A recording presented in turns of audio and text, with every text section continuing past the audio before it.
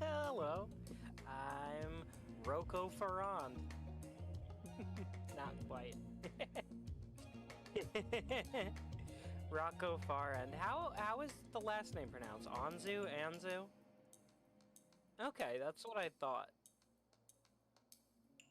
Yeah, Rocco Farend. No, I actually intentionally spelled it the other way. Just so there would be like enough distinction. So he's got it with the K, I got it with two C's. Yeah.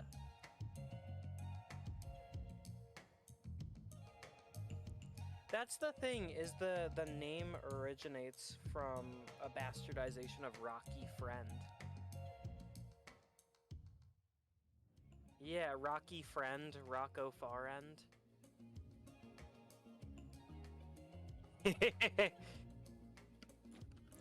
My microphone was muted on stream. Oh, was it? Oh no. Ah, darn it. Hi, everyone. My name's Isaac Anzu. This is a totally not scuffed stream. But, oh, Dovaborn, welcome. Welcome. Oh no, my new hat covers, oh God, part of the chat. Let's just, It just be like that it, sometimes. it do. Let me just adjust the hat real quick. There we go. All right. Hello, everyone. Welcome to Isaac Anzu's Late Night Love Line, a stream where we talk about whatever I want to talk about, but mostly life, love, relationship stuff. What was that? And lines. And lines. Yes. Talk about whatever lines you want to talk about. Yeah. But today I've got Rocco Farend. Farend. Farend. Rocco There it is. Farend. For a second I thought your voice was so deep I couldn't hear you. Ah, yes, it's time for the super deep voice. Today we've got Rocco Farend. That was another question I should have asked you before we actually did this interview is how do I pronounce your name? Well, now we know. now we're clear on that. It's a new show. Yeah, just trying things out, trying to get the feel for what people are interested in talking about. Because I think that talking about relationships is super important, especially, you know, I've had a lot of relationships myself, and I feel like I have some insight and wisdom to pass on. Maybe. So, but let's get to know you a little bit. So, Rocco, you're a VTuber. What would you what would you say got you into VTubing? Oh goodness. So my first exposure to VTubers was this really not good TV show called Virtual Son is Looking. That was basically like a sketch comedy featuring VTubers, and it was back in 2019. I was actually showing it to some friends the other night, and it has aged a lot. It's funnier now than it was then. Now that it's like, oh my god, she's in Hololive. What the fuck is this? Um, Oh, that's wild. yeah, but it was like a very, and I mean this from the bottom of my heart, it was not a funny show. It did not have a high production value. It was really scuff. It was really jank. So that was like my first introduction, and that kind of like gave kind of that was the first bit of context as to like what VTubers really were for me. And then I guess probably like 2020 or so in the fall, Hololive English happened, and that was all anyone could talk about for a while. And there were clips, and I'd watch it with my roommates. And then I guess a few months after that, I built a computer because my laptop was just not doing it, and I do game development, so your boy needs a good computer. Makes sense. And then at some point I basically decided I want to stream. If I'm going to play video games, I might as well get a little attention while I do it. Why not? And I think somewhere along the way, this thought popped into my head of, what if I was a VTuber though? Right? Like, what if I just did it for the meme?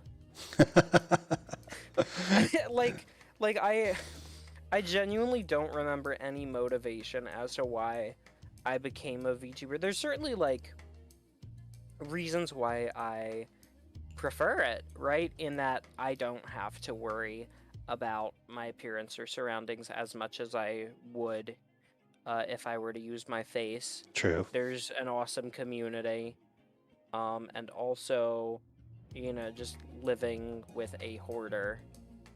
I don't really want people to see what everything's like behind me,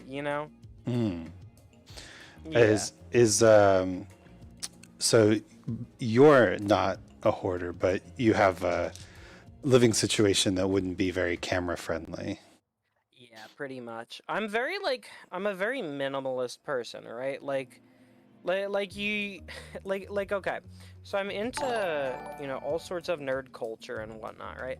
I own 0 posters, 0 figures, 0 whatever else people would buy. I don't see a need for like stuff because there's already too much stuff.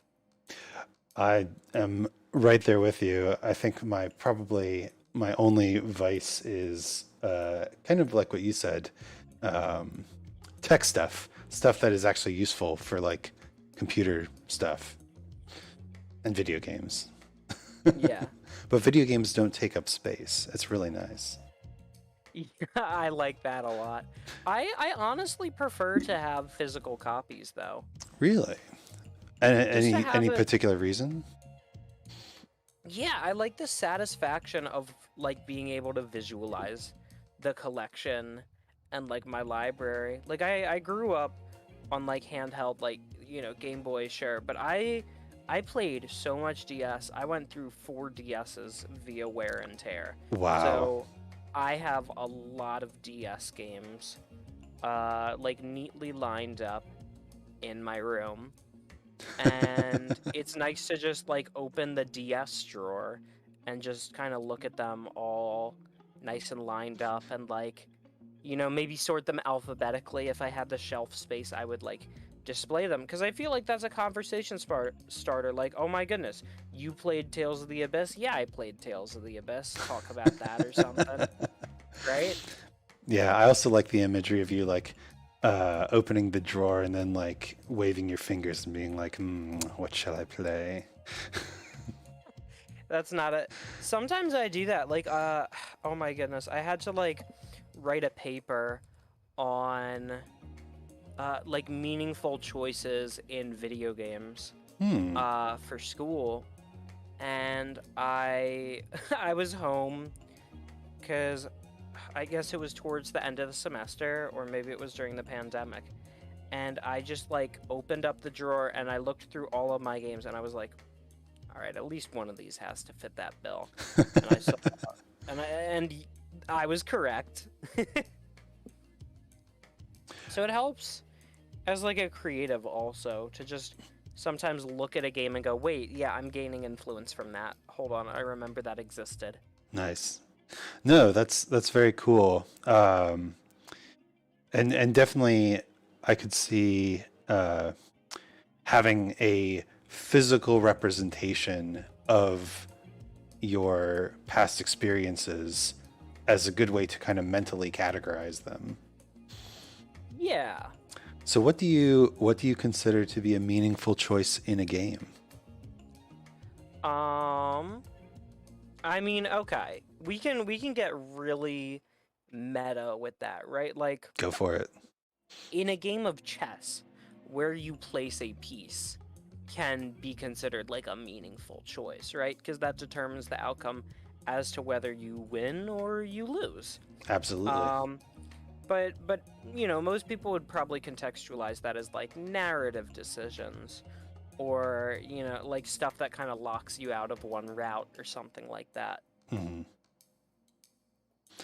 But So you would say that mechanical decisions are also impactful to the game and meaningful in the sense of yeah, whether or not you win or lose.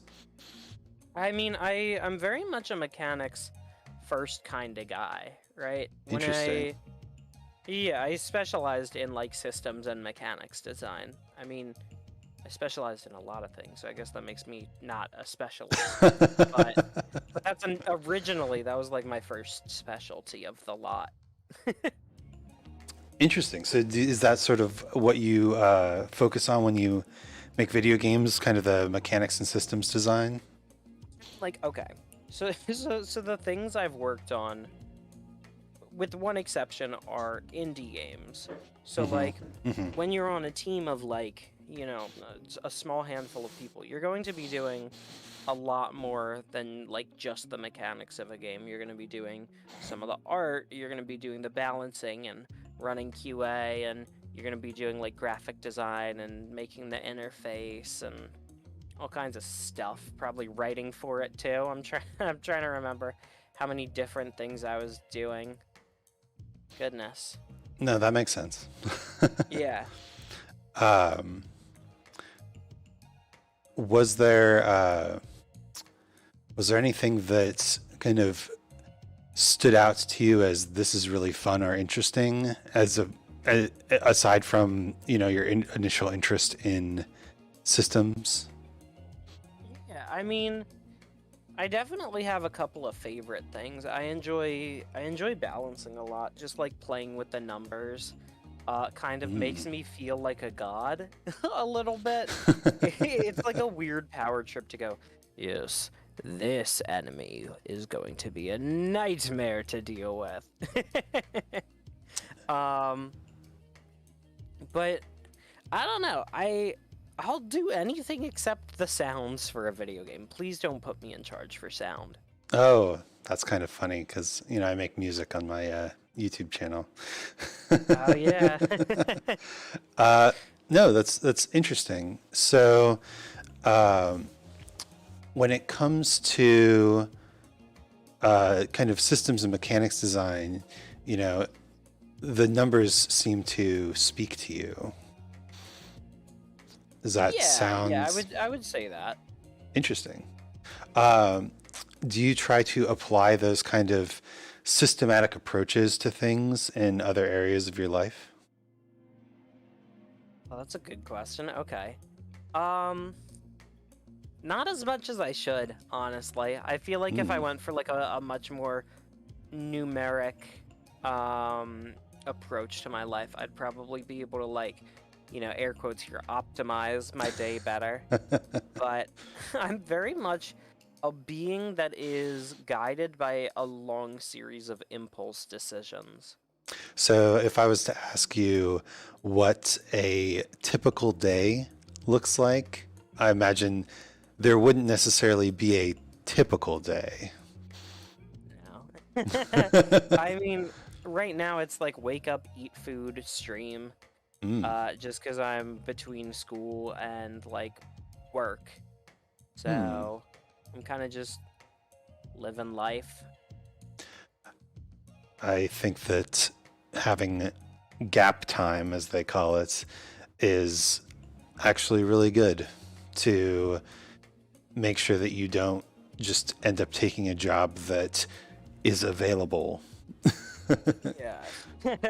I also think that like it was important to just take like at least like half a year off to just like get away from the ridiculous amount of burnout that I had by the end of school, because I graduated this year actually. Hmm. So like the entire second half of college for me was done in a pandemic. So I released like 2 games on Steam under these circumstances. For one of them I was like, you know, Wow. lead designer, Yeah. and I'm a very in-person and visual communicator, so it was very difficult.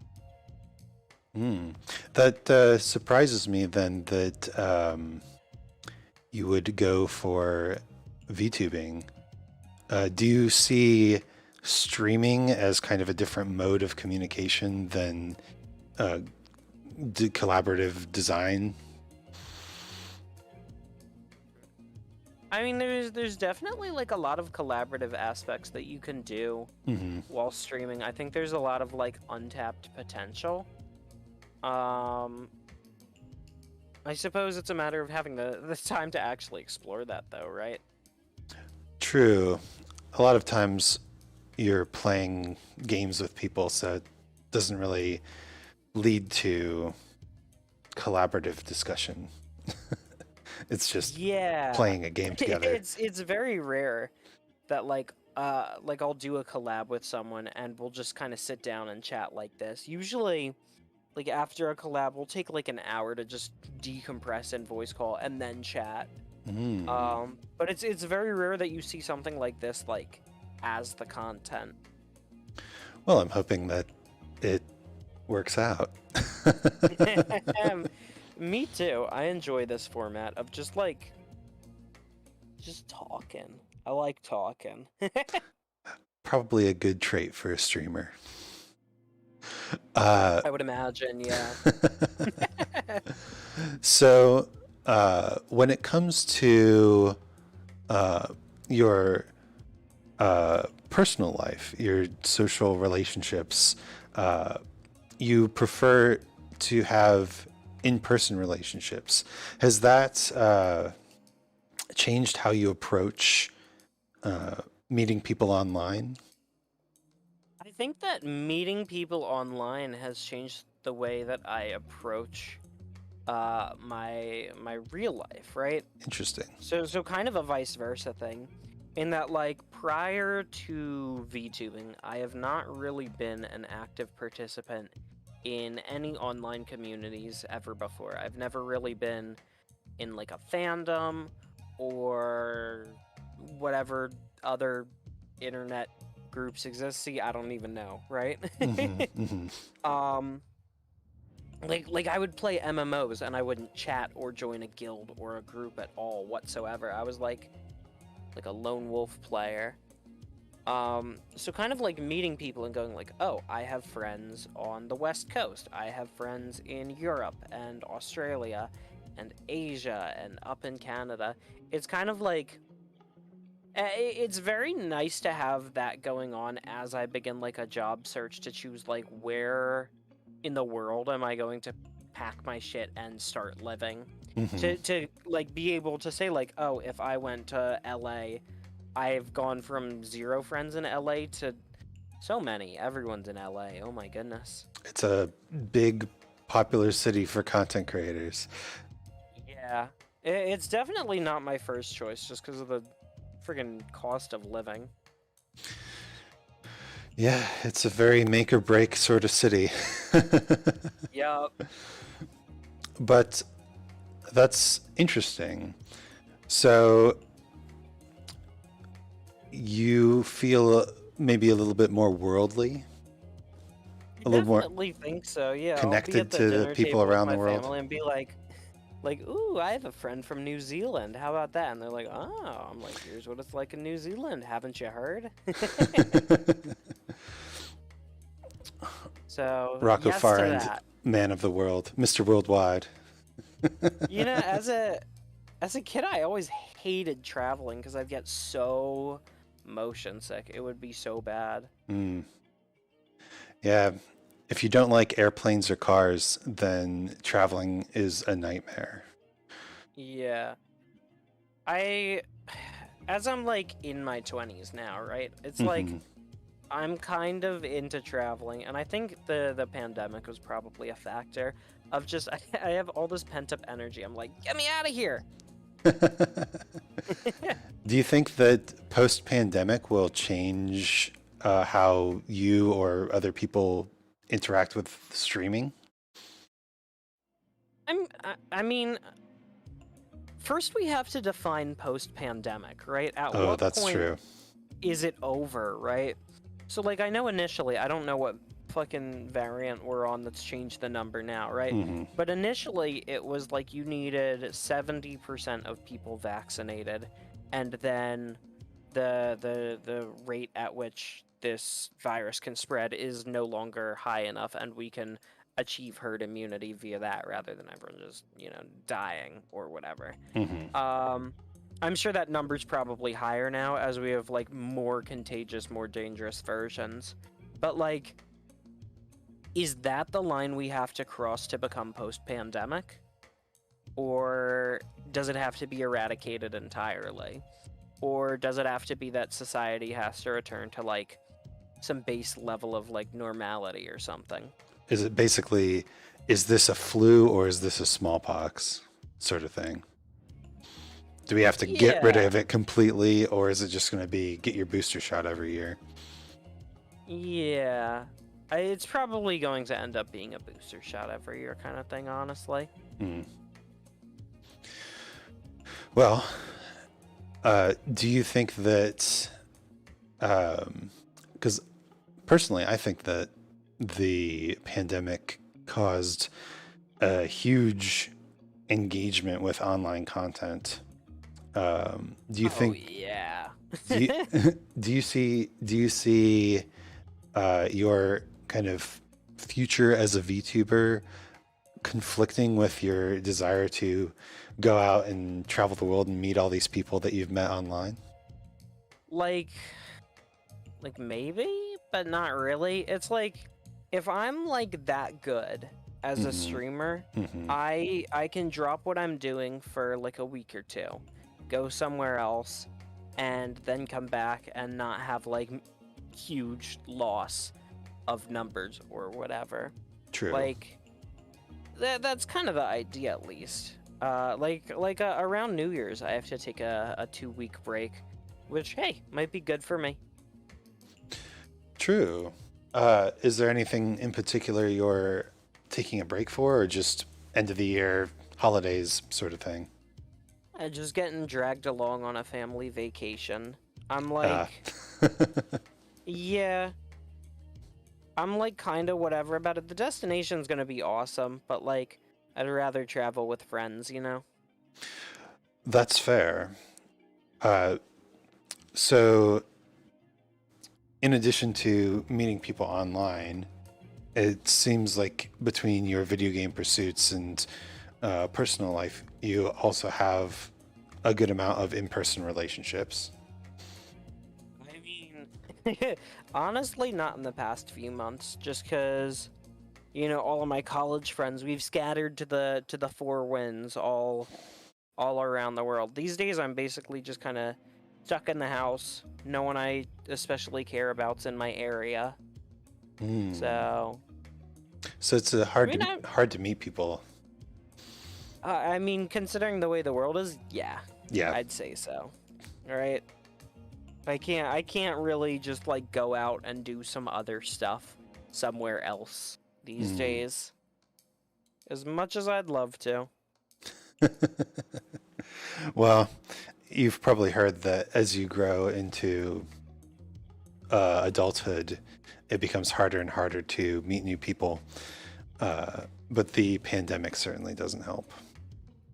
Yeah, I definitely think that like being a tech savvy person who is now embedded in an online community helps though. True. Yeah.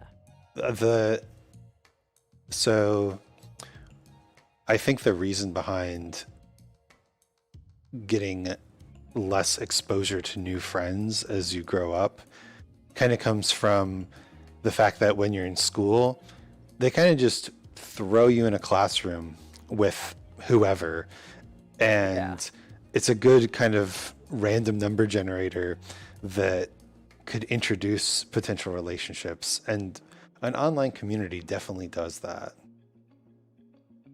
Yeah, I think like work is similar, but in that it's more of a we have a task to do. We put our lives on hold to do this task to get the money and then continue elsewhere. Hmm. Yeah. it's hard to connect on a deeper level when you've got the task ahead of you. Yeah. So, I had a question. What sort of work are you looking for? Anything that has good health insurance and pays well, I guess. I mean, okay, so I have a degree in game design. Mm-hmm. So kind of anything within that wheelhouse is fine. I guess there's a lot of roles that I'm cool to apply for.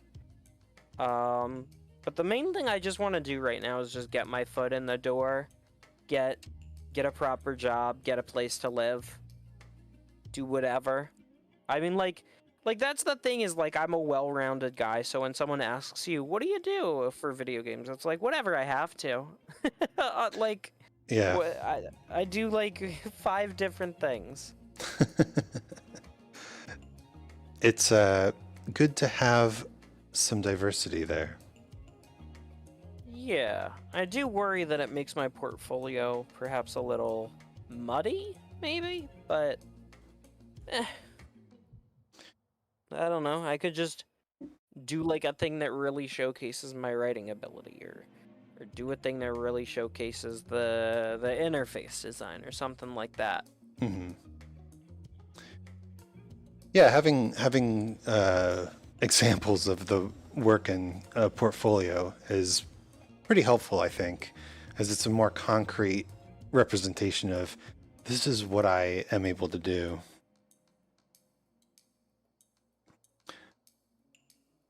Are you still there? Yeah, I'm still there. I was just nodding. Oh. Not really a thing I can do. I'm excited to be able to move my face eventually. Oh yeah, upgrading the model. So Yeah. we are both PNG tubers, loud and proud. Yeah, I love being able to change outfits without spending hundreds of dollars.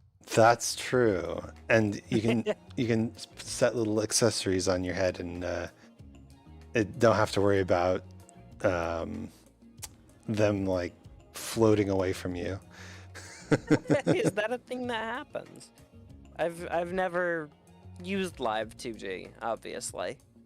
I think it is possible to have an accessory that tracks with the program, but if you just lay it on top of yourself in OBS, it just tends to sit there. Yeah. Yeah, I know that like VTube Studio, you can have accessories that you can kind of attach to yourself, which is something I'm very much looking forward to, of using like a lot of props for really stupid jokes. What's the point of having a model like that if you can't use it to make memes, right? Yeah, exactly. Have some cheesy sunglasses or something. What's your opinion on the live 2D versus 3D model? Most 3D models I don't particularly like the look of. Like you have to put a lot of work into a 3D model for me to go like, yeah, that really looks good. I think just because like with live 2D you have a lot more control over like the range of motion, and I don't know how to quantify it, right? But it's like I feel like there's just more controlled parameters within Live 2D, and that makes it easier to avoid, uncanny valley or something. Like if a default Vroid, model looks at me the wrong way, I'm gonna pee myself, is what I'm saying. No, I get it. Yeah. Yeah, I've really been enjoying the 3D models where it's a 3D model, but the face is just a 2D live 2D face pasted on, and so I've seen those. you get. I think that's how HoloLive does their 3D models. You get that kind of detailed anime 2D facial expression with still the full 3D body. Interesting. That's kind of a cool hybrid. Then I like that. The only drawback is that when you talk, your chin doesn't move, but that's also pretty anime. That's true, yeah. You know, chin moving, I consider that a downside. Come on, real women, step it up. Talk without Amateur moving your hour. chin. Yeah. Thanks to Shade for joining us on YouTube. I posted this stream unlisted on YouTube and you found it. Congratulations. That's impressive. So, bit of a non sequitur segue here, but Sure. let's talk about love and relationships, right? That's why we're here. On the late night love line, sure. Late night love line. So, have you been in a relationship? I've never had a friendship. I've never had a... No, I'm kidding. Incredible. I've never related to anyone ever. And how is life in the bunker? Cold. No. No, I've had a couple of relationships, romantic, to clarify. Two proper, and then one that was like a messy on-off. None of them have lasted for particularly long now. What do you look for in a person when you are considering whether or not you want to start a relationship with them? Oh Lord. See, the thing is, I've had many opportunities to be in a relationship, but I'm often like, it just has to have that something, right? It's very intangible and hard to describe, but like, there's gotta be something there. My general rule for thumb is that when the desire to be with someone outweighs the fear of what could go wrong, it is only then that it's time to take action. Interesting. And you were talking a little bit earlier about kind of impulsively going through your day. And it sounds... Yeah, I guess so. Sounds like when you approach a relationship, you're very much examining your own feelings towards the person. Yeah, I'm not gonna ask someone out if I don't like really thoroughly want to be with them, you know? Do you find that you're more attracted to people who are also, how could I say this, aware of their feelings? Oh. Are you a gamer? Because gamers are only attracted to Other gamers. It's like stand users. A gamer always knows when another gamer enters the room. Yeah. Hello, gamer girl. How are you? No. I mean, if someone is more aware of their own emotions, like I don't have a large enough sample size to really like go into that. And also most of my relationships are from when I was younger and a lot stupider. So I honestly can't speak to that, but I'd like to imagine that someone being aware of their own emotions probably doesn't hurt. It's probably a pretty good thing. I would think so. I would imagine. Hot take. Certainly would prefer people who are conscious of their feelings. But what sort of qualities in a person do you connect with then? You talked about how you want that feeling of the desire to be with someone to be greater than the fear of not being with them, what's something that someone could do that would make you say, oh, I really want to be with this person?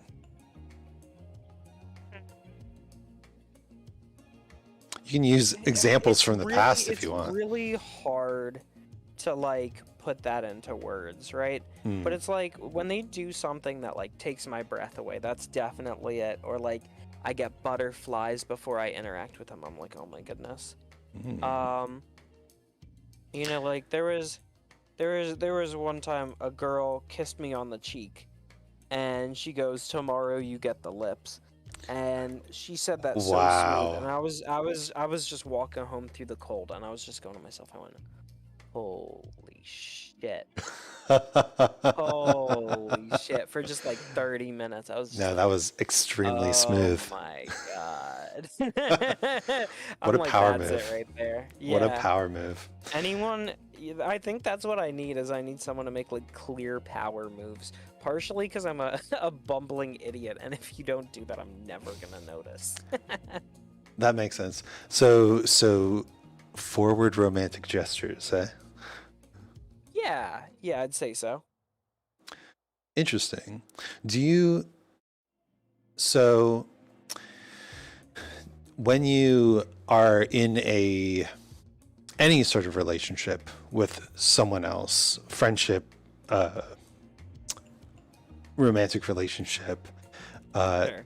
do you find that the other person tends to define the boundaries of the relationship and you kind of follow them? Or has there ever been a moment where someone was not a friend or not a romantic partner and you specifically thought, I'm going to do something to make this happen?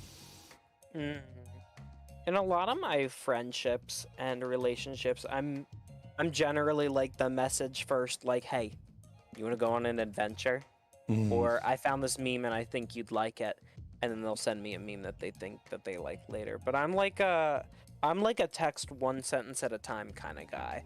So you'll go, you're like, why do I have 20 messages? Oh, it's Rocco. He is saying what he had for dinner. Right? No, no emergency, just dinner. Yeah, if someone defines the boundaries, that certainly makes things a lot easier, right? But, I just kind of, message whenever, reach out whenever, etc. Have you ever had someone, I guess, someone you wanted to interact with more, kind of pull away from you because of, I don't know, reasons or over messaging, or you didn't mesh as well as you thought you did? I mean, probably, yeah. Probably countless times. I feel like that's like a subtle invisible thing that happens everywhere to everyone all of the time. Something rubs someone the wrong way, boom, they pull away, whatever. Or they interact slightly less. And that can be, acquaintances from school, or people on the internet. If I am like, wanna collab, not deep enough into the friendship or something, right? Sorry, you don't have enough friendship points for a collaboration yet. Yeah, I don't know. That can apply to countless instances, I think. Right? I definitely think so. Was there ever a time that happened and you felt like, oh, I thought there was more there, but there wasn't? I mean, probably, yeah. I don't really want to give any examples, but yeah. That's fair. That's fair. Yeah. Okay. So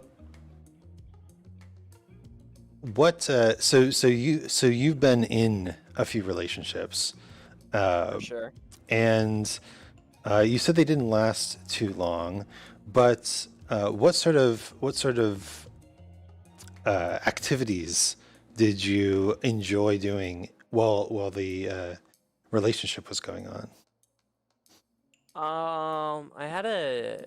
I had like a date at a theme park, so roller coasters together That's is kind of awesome. That's some people would call it, that cheesy, but cheesy, you think? amusement park date is I mean, I did my promposal at Disneyland actually. It was a school trip to really. Disney.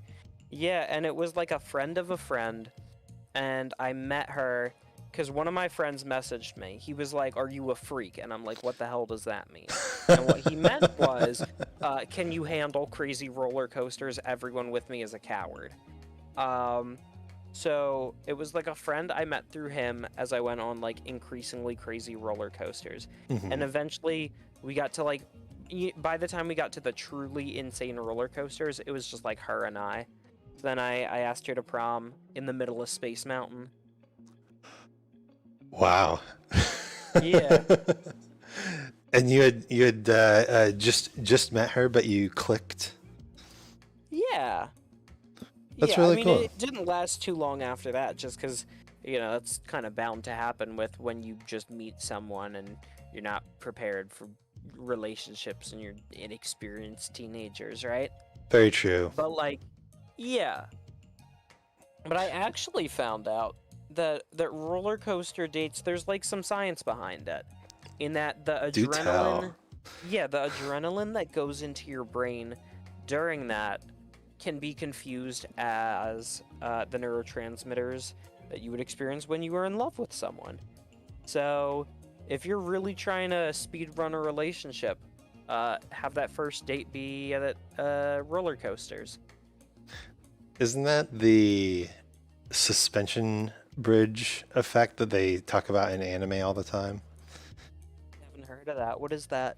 It's the same idea that if you're on a suspension bridge, you're high above the water, uh, you're going to be a little nervous.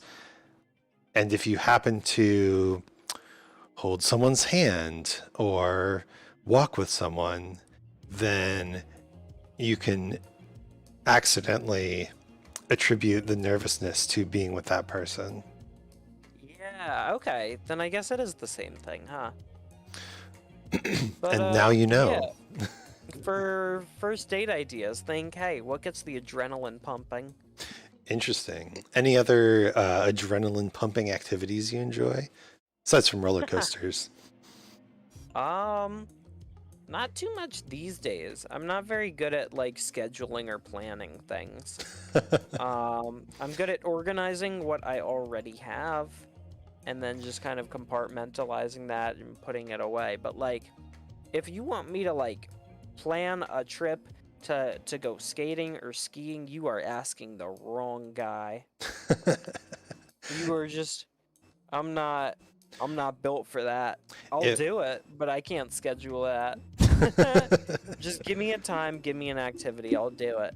so if someone else was to schedule a trip, Yeah. then would that be attractive? Would that be something like you think, "Ooh, this person knows what they're doing"?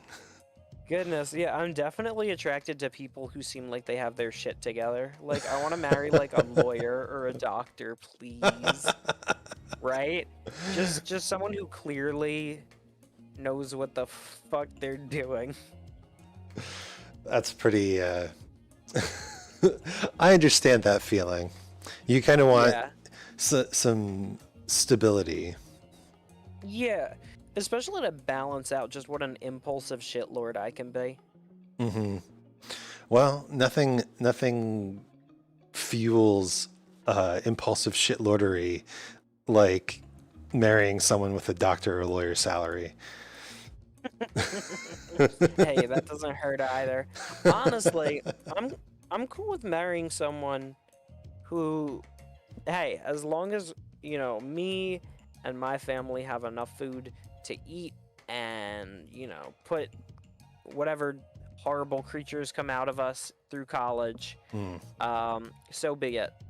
So be it. I'm cool with that. I don't think that much wealth is necessary to be happy. I know what I want. What I want is a good marriage and a very nice bathroom. Right? I don't need a mansion on the hills. I just need, like, I need a bathtub with jets. Right? That's a big selling point, huh? That's what I want, yeah. What's your so bathtub with jets? Any other stipulations on bathtub design? Oh my goodness. I'd like it to be my grandparents have this big, like, L-shaped bathtub with jets with, like, seats in it. Wow. I kind of want like a bathtub that I can sit in and be, like, up to my neck. I don't want to have to, like, lay down. And if I do, like, make that bathtub big, please. Let me, like, I'm not a huge guy, but, like, let me stretch the hell out. Let me be really comfortable.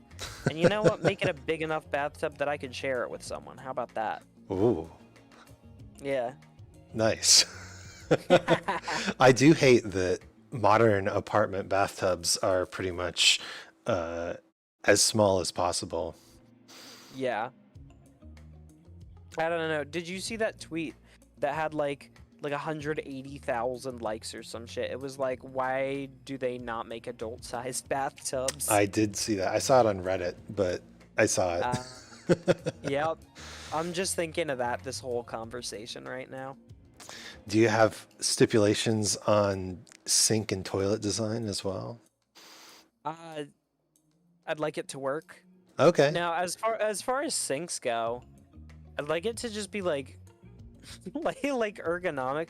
Sometimes like the bowl for the sink is like really stupid, especially at like rich people's houses. Rich people have stupid sinks. I absolutely Right. agree. I don't want a rich person sink. I want a sink that works. So pretty, I turn the handle and water comes out. so still pretty minimalist, except for the bathtub. Yeah, right? Like that's my place where I take my poo. That's my place where I do my business. I scroll on my phone. I put my feet up. I'm living like a king. Okay? Mhm. If I'm going to spend a bunch of time in the bathroom, cuz, you know, everyone does, It's I'd true. like it to be as nice as possible. All right. Next most important room, the bedroom, then the kitchen. Actually, you know what? I'm forgetting the workroom, the office. That's true. You have to have a Yeah. nice office. Oh Nice, my god, I'd nice love chair. a nice home office. That's what I'm trying to get for my birthday is like a good chair. The chair I'm on right now doesn't even have wheels. It's not adjustable. I have to like raise my arms to reach the desk so I get like shoulder and wrist cramps. It sucks. Ooh. I Yeah, know. adjustable chair is everything. I bought one and I now I can't stop buying them. you just have a collection of chairs. Well, okay, but yeah, You do? Oh my lord. we bought we bought a couple and they were really nice, and then we moved to Germany and one of them got destroyed, so I had to buy another one, okay? Okay, And I now gotcha. and now I'm starting to like fill the house with these really nice chairs because I can't stand the stupid plastic ones. That's fair. I respect that. Honestly, a good chair is a friggin' worthwhile investment. Absolutely. Yeah. Uh, and the ergonomic keyboards and the ergonomic monitor stands are also good What investments. does an ergonomic monitor stand do? So it's more adjustable. Oh, okay. So you Yeah, I'm don't, looking at it now. yeah, you don't necessarily have to like keep your head and neck at the same level all the time. Depending on what you're doing, you can adjust it a little bit. Okay. And standing desks. All these toys. Yeah. I'd like an adjustable desk height, so I can like be on like an exercise ball while I work. Ooh. Yeah, for I find sure. that that helps me, but my desk is way too high, and or my exercise ball is way too small. I think it's both. Mostly a balls problem. Yeah, they don't really design them to take the place of actual chairs. They should, but they don't. Do you Yeah. do you work out at all, or are you trying to use the exercise ball to make up for a lack of working out? I mean, I eat a lot, and I've always ate a lot my whole life. I used to be this tiny itty bitty little runt, and then I swapped from martial arts to theater, and my weight doubled. So these That will days I'm happen. like, I'm a little chunky, right? Hmm. And I'm definitely trying to just like do stuff, maintain health, etc. Because like I have a sedentary job, I have a sedentary hobby, I have a sedentary lifestyle. So my main thing that I do is I go on the exercise bike. And my personal rule, Hmm. I haven't been sticking to it very well recently. But it was originally that I'm only allowed to watch anime while I'm on the exercise bike. That's a pretty good rule, actually. It I honestly suggest giving it a shot. Like you need to put on some thrillers specifically, because you need a show where you can be drenched in sweat and you go, no, one more episode though. I need to know what's going to happen. You, Oh my goodness, you know, Beastars working out to Beastars. Beastars Oh is good. my goodness, I yeah. I haven't watched the second season yet, but I heard it was pretty good. It was really good. It definitely feels like the plot is like winding up to set up what the rest of the series is going to end up being, basically. Yeah, I heard the people were raving about the anime, and of course, all the manga readers, as usual, were like, "Oh, but it isn't even like a tenth of the story yet." Oh. I think we're like halfway through the series or something. Hmm. So we're deeper in than I think they're giving us credit for. Well, I could also just be wrong though. I don't know. manga readers in general tend to have an air of superiority around them, so. Yeah. Oh, I know the story and you don't. No, I will say that there are a lot of manga that are worth reading over the anime, over watching the anime. But Yeah. yeah, I'm not gonna lord that over anyone. If you want to watch the anime, you watch the anime. Come on now. Yeah, is this a vague tweet about One Piece? How many vague tweets do I do about One Piece? At least once a week. Whenever someone goes, I'm not gonna say the manga's better, but the manga's better. That's kind of the case in point right there. Hmm. A But 1,000 chapters should not equal 1,000 episodes. I'm just saying. absolutely not. Yeah, Crux of the problem right there. yeah. Someday we'll get One Piece Brotherhood, and it'll all be good. Oh, KK all the way. Thank you for the raid. We're just talking about not love, life, and everything, but One Piece. I mean, One Piece can very easily become one's life, considering the length of it. One Piece is love. One Piece is life. You know what anime I really would love them to give the Brotherhood treatment to? Hit And me. like redo Soul Eater.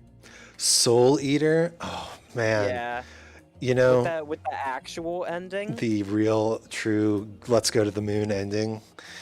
Yeah. Oh, I would love that so much. The I think that actually may have a chance of happening because of how well they did Fire Force. Now, I think Soul Eater is definitely the superior story to Fire Force, but Yeah. Fire Force had a really good run there. I found that Fire Force had like really weird pacing issues of like Like, there was a moment where, like, the main character was like, you know, I'm a pretty strong guy. Look, I'm pretty tough. And then, like, you know, all of a sudden, some shit happens, and he's like, I can literally attack faster than light and, like, bend physics. And it's like, I think we skipped a few steps. I think we skipped a lot of steps. Well, you know, everybody only really got one super cool upgrade in Soul Eater as well. Yeah. In the anime or the manga? In the anime, I know they got a couple step of upgrades in the manga, Yeah. but I mean, I grew up on like a lot of like I call it popcorn shonen, so I'm very okay with like nonsense like that. did you watch I'm sure you. Bleach? Yeah, what gave it away? The fact that I said the phrase popcorn shonen? It's the classic popcorn shonen. Yeah, of the it's goofy, it's mindless, it's easily consumable. You can eat episodes like pieces of popcorn. I was oh yeah, not my proudest moment. I was in a Bleach Minecraft roleplay server. Ooh, who did you roleplay as? As people stopped playing, I like made my way up the ranks of the Espada, and I believe I like settled at becoming Ukiura. That was like, Oh, come on. oh my Ukiura, god, I was such an edgy Ukiura, little teenager. he might be number 4 on the Espada, but he is number 1 when it comes to like desire to be the person who roleplays them, right? He was so My popular. god. Yeah, everyone wants to be Ukiura. Such a cool character. Yeah. It's a shame that the fight played out like every single other fight in Bleach, where, you know, oh, you've beaten me, but I have my second form. Ah, but it lost to your second form. But I have this new attack that hasn't been revealed ever before, and it kills you. Fortunately, I survived your attack. Yeah, that's my thing with Bleach, is it has a godly soundtrack and it has godly character designs. But the issue is that like He's just so pure style, it's amazing.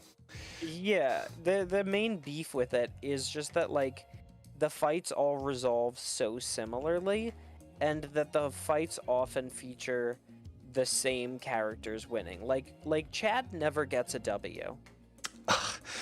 You know, he gets the like the chaff. He gets the I found this Espada and I get to show off my upgrade, or I found this, you know, Soul Society lieutenant and I get to show off how cool I am. But then he immediately runs into the most powerful character you can imagine and just gets the shit kicked out of him. Dude, he got bodied by Xayalaparo and Uryu was there. Mm-hmm. Right, and then Mayuri shows up and He's- just destroys. He's the Yamcha. He gets to get destroyed. Everyone who isn't Ichigo is the Yamcha. Let's be honest. It's That's you're- what I'm saying about Bleach. Like Renji gets a few wins, Rukia gets a few wins, Uryu gets a small tiny handful. No one else gets meaningful victories. They get like one. You're They either get, like one, unless they're Kenpachi or Mayuri. yeah. That's true.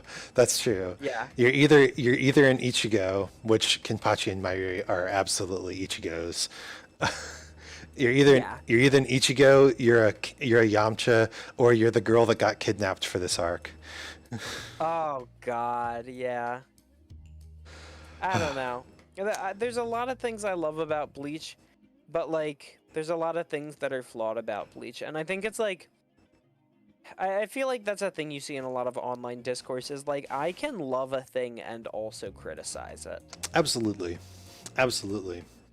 I Yeah. think discounting a work because of its flaws closes you off to learning from it. Yeah. Like, so one of my favorite games of all time is Cave Story, if you're familiar with it. I have heard a lot about it, but I haven't actually played it. It's a Metroidvania-esque or It is roguelike. not, but it definitely has influences. It's like a linear story-based platformer, although it has like a lot of alternate routes and secret weapons and things. But the things that are very unique about it are it is an indie game that released in 2004. Kind of before the boom. Yeah, like it's kind of the forefather of indie games as many of us know it. But also like B, it was made by literally one dude.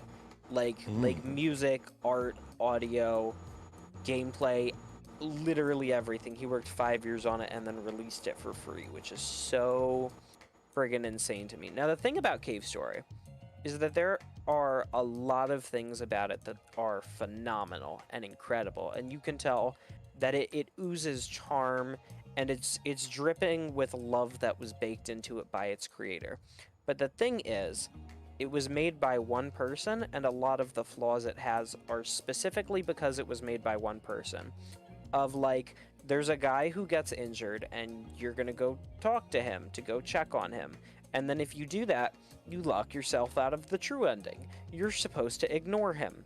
That's really stupid. Yeah. If there was literally a single other developer with him, they would have gone, hey, Pixel, that's dumb. Don't do that.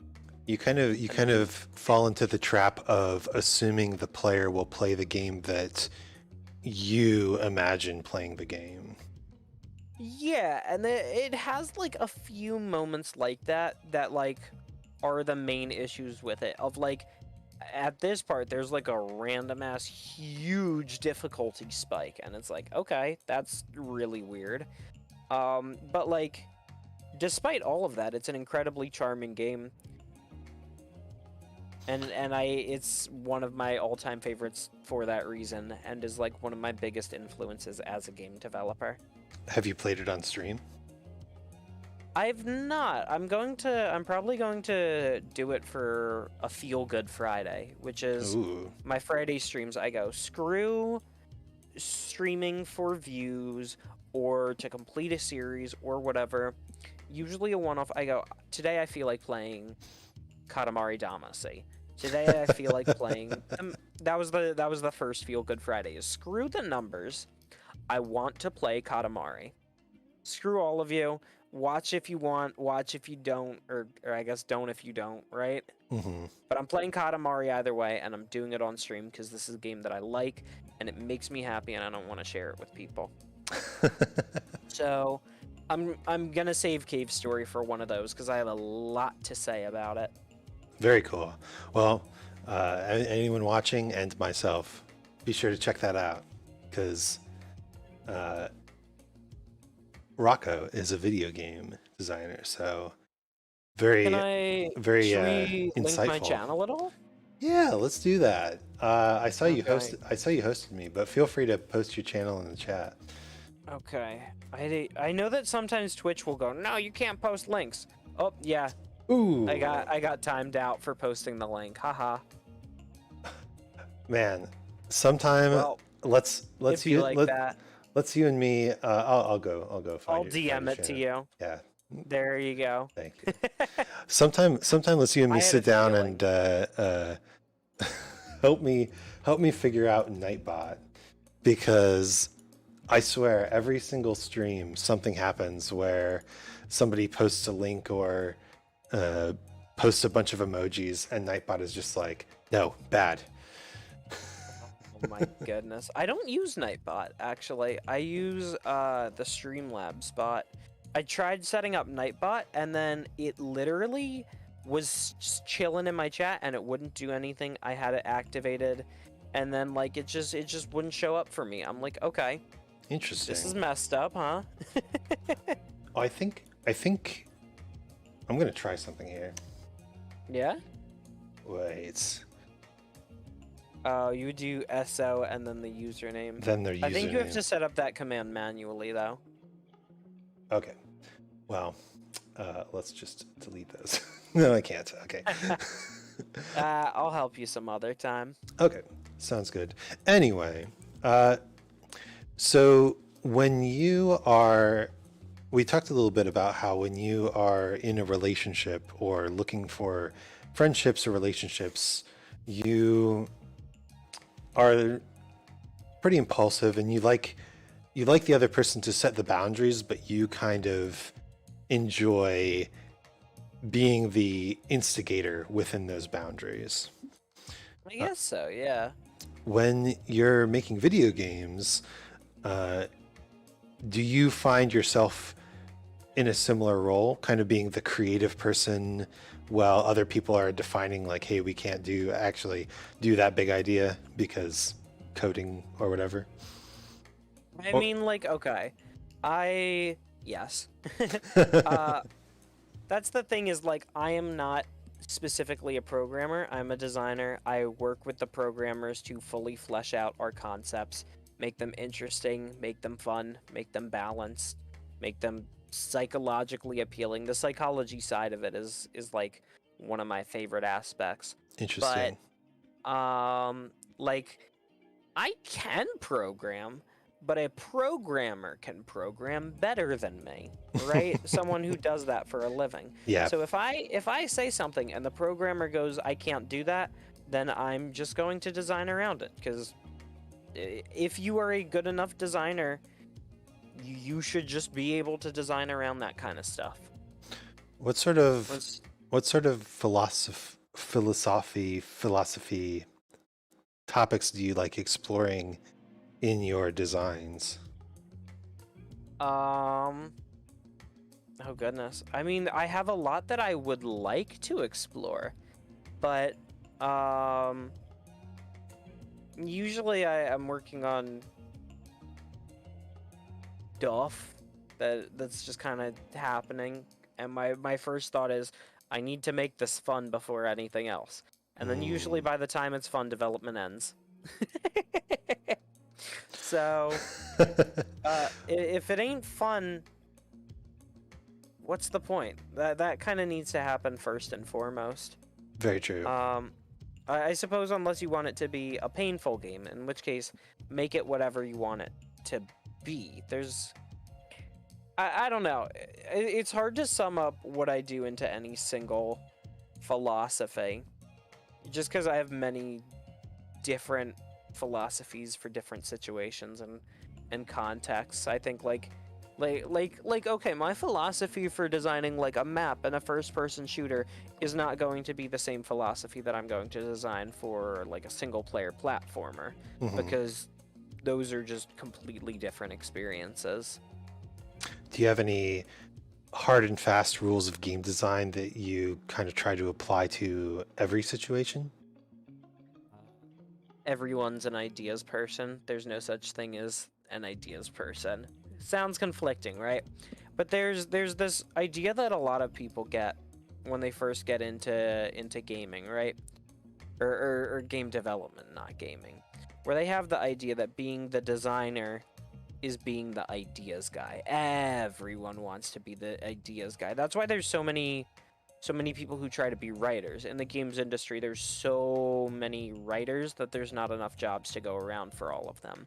And that's because, like, writing is kind of the ideas guy of design, which they think is the ideas guy. So you'll see, like, a lot of people who have that misconception within that field. Obviously, you see a lot of incredibly talented, skilled, and like, well-equipped people, right? Yeah. But the thing is, like, there's no such thing as a person who sits there and gives the ideas to everyone else, and then they have to make them. Unless you are a millionaire or CEO or just at the top of the food chain for some nonsense reason, right? In which case, oops, right? Oops, but all ideas. kind of contradictory is that everyone has ideas, and everyone can have good ideas. An artist can say something for the gameplay that, the designer would have never come up with, and it could be infinitely better. Like it needs to be a collaborative effort. I find that I'm happiest working in small teams. Just because if I'm doing everything, I don't have anyone to bounce it off of.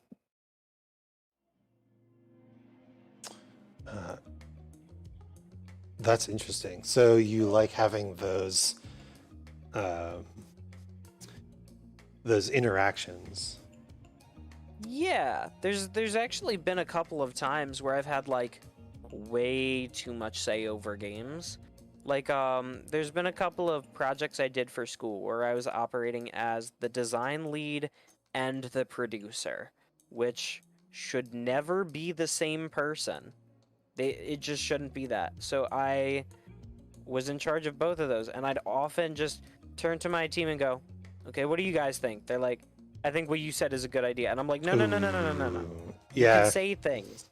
Please don't just have me do the everything." But I guess it happens. I don't know. I suppose as I move into the AAA sphere, right? That is no longer going to be a thing that could ever happen. True, because I'm watching the stream also, and it's doing well for me, by the way. Okay, cool. Yeah. Sorry, Shadows, but I'm not sure what's going on. If there is a technical issue, we can try to remedy it, but not sure what's going on. But yes, I think that in the AAA sphere, you get a little more separation between, yes, this rich person who is far away is funding the game and providing the intellectual properties that we're using and having the basic idea, which I think forces the team to offload the responsibility of having the main idea, and then that allows everyone to contribute and say, well, the main idea is already taken care of, so for the coding I was thinking this, or for the writing I was thinking this. Yeah, the thing about AAA games is that people are so unimaginably specialized. So a girl I went to school with ended up working on the Spider-Man game for PS4, right? Cool. And what she did was specifically that she worked on the reflections for the glass on buildings. That's what she did. There were a lot of those. Yeah. And I don't think she was the only person who was doing that either. Wow. So like that's how specialized you're going to get. Like any big overarching decisions, it obviously like depends on like how the company organizes things, but like it's going to be a much more collaborative and slash or hierarchical process depending on the studio. Interesting. Yeah. So as part of your schooling, did you actually get to visit any of these AAA studios or talk to people that were working there? Not as much as I would have liked. I did a semester abroad in Montreal, and I got to take a tour of a couple of studios that were up there. So I got to take a tour of like Ubisoft. I got to take a tour of some smaller studios. Nice thing about the Ubisoft studios that if you get lost in the studio, you just climb the nearest tower and get back on track. No, I know someone who works there. I'll have to use that joke on him. All right. That's pretty good. that's that's such a dumb joke. I love that. Glad to provide dumb jokes. No, they had a nice building. Cool. I mean, it was very, very big. I think their Montreal studio has like, I don't remember how many employees, but it was a couple thousand. Wow. That is a lot of people. Yeah. I imagine if you are trying to get games out on a very regular schedule, you just have to have a mob of people working on every single one of them. Yeah. I mean, I'll be honest. As far as AAA development goes, my only AAA experience was remote work. And Mm. also, I'm just like a young, inexperienced little newcomer to the games industry. So like, I can't speak for like what most studios are. It's like I have walked through this place, and I worked on a big old game. Makes sense. You're just setting your foot in the door, as it were. Yeah, and honestly, okay, to be a 22-year-old who went to a top design school and also already has AAA experience, I'm pretty well off, right? Like, my foot is definitely in the door. It's more of how about now I get the rest of my body into the door. Hmm. Well, I think, yeah, you're probably on your way if you already know some people in the industry and have some experience there, right? Yeah. You know what I really need to do is I need to I need to make my website nice and flashy. I Ooh. just can't stand web design. Oh my god. Wix is the Dark Souls 2 of website editors. Yeah. Uh, Yeah. I'm not I know familiar. that your opinion on Dark Souls 2 is better than most. It's actually, I really like it. I've never played it. I'm just I'm just throwing rocks at something I've never seen basically. Well, Dark Souls 2 stream when? Come on, give it a chance. I I I would be tempted to. The thing is, I played Dark Souls 1 from my friend's library. I have like a family account set up with him. Hmm. And he has Dark Souls 1 and he has Dark Souls 3. I'm too broke to go buy in the Dark Souls that he doesn't already have, right? Ah, Especially if it's like the one Dark Souls that everyone has mixed opinions about and stuff. Right? no, Like that's Elden fair. Ring, oh, I'm saving up for Elden Ring. I'm buying that. That's I'm hoping to get some convenient Steam gift cards for Christmas. That is not a bad idea. Tag the Auditor, thank you for the follow. Yo, who's this armadillo giving advice? Right now, it's mostly advice on how to be a true gamer. Talking about game industry stuff more than anything. Being a young whippersnapper who didn't specialize in anything. Yeah, do you feel like you see these people who like specialize so deeply on window reflections or little bits of code? Do you feel like um, maybe your education didn't prepare you for that? I mean, like, I do feel a little underqualified. Like, I'm probably not, but like, I do feel a little bit so. In that, like I'm gonna start applying to all sorts of different stuff, and my portfolio doesn't have like a focus to it, which is something that like the career center at school is like you really gotta focus in on one thing. I don't see why though. I'm good at more than one thing, and Mm. there's like a lot of different directions I could take my career.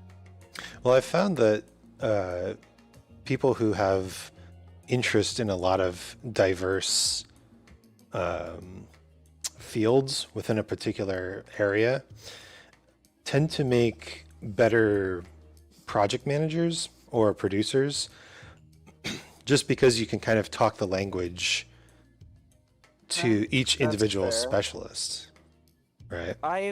I've been lead designer before and I've been producer before. I'm gonna be honest, I don't think I love it. I don't think I Mm. love being in a position where I have to make decisions that could harm my teammates or like inconvenience them. Like I want the people I'm working with to like further their career cuz there have been situations where I had to make a decision that was either this is better for the game and then this other choice is better for this individual person who's working on the game's career, and I'm like, "Oh no." And that was just such a paradox that brought me like a lot of like I lost sleep over it. Mm. Like I'm cool being one rung down from that, please. You know, boss me around and have me be like an important node in the communication tower who can communicate with people and, you know, check in with the ground troops and whatnot. But don't make me the guy who has to make the really, really, really tough calls. I'm just trying to make it fun. That I'm just reminds trying to, you know? that reminds me of an interview with Aaron Hansen from Game Grumps a while back, and Yeah. uh, he says that a big moment for him was the realization that um, his messing around with video games decisions actually impacted whether or not his friends would eat. And that Oh, was God. that was kind of the moment where he started pushing Game Grumps to be more of a, you know, diverse content creation enterprise, as opposed to just look at all my cool friends. We just happen to be making enough YouTube money to, you know, pay them. Oh my goodness. I honestly don't think I could ever go full-time content creation unless I got like stupidly large, like really truly, and even then, like mental health wise, I don't know if I could do it. Mm, Just because I like doing this as a hobby, and like I'm gonna be honest, like I care about the numbers because I'm metagaming this as a hobby and I'm trying to grow as the hobby. I'm not like I'm streaming for fun, but the hobby is like optimization and like becoming like a fine-tuned content comedy machine, which is like a very weird angle to it, right? yeah, But like I'm having big same mood vibes right now. yeah. So like if that ever became like a full-time, this determines whether I eat or not, I would stress about that way too friggin' much. I want there to just be enough distance. And also, and this is the big one, health insurance. True. Right? Like there's some Are you based in the States? I am, yeah, I'm a Philly boy. Unfortunate. I Well, know. nothing wrong with That's Philly. a big part as to why I'm trying to work out of country and travel so much, is Hmm. just because I don't particularly love it here. It's the health insurance thing is definitely difficult for freelancers and small companies. Yeah, which is the thing is like I want to do indie games. Like AAA is gonna pay the bills, but indie is where my passion will probably end up being. Like I have a lot of aspirations. I can see that. Yeah. AAA is a nightmare. Uh, Yep. it it's the corporate sell your soul sort of position, right? But That's the thing is, yeah, in my time, within the AAA sphere, it took me 7 weeks to get a one-on-one with my manager. I was 7 weeks into my job before I could speak to the person who was my direct supervisor. wow.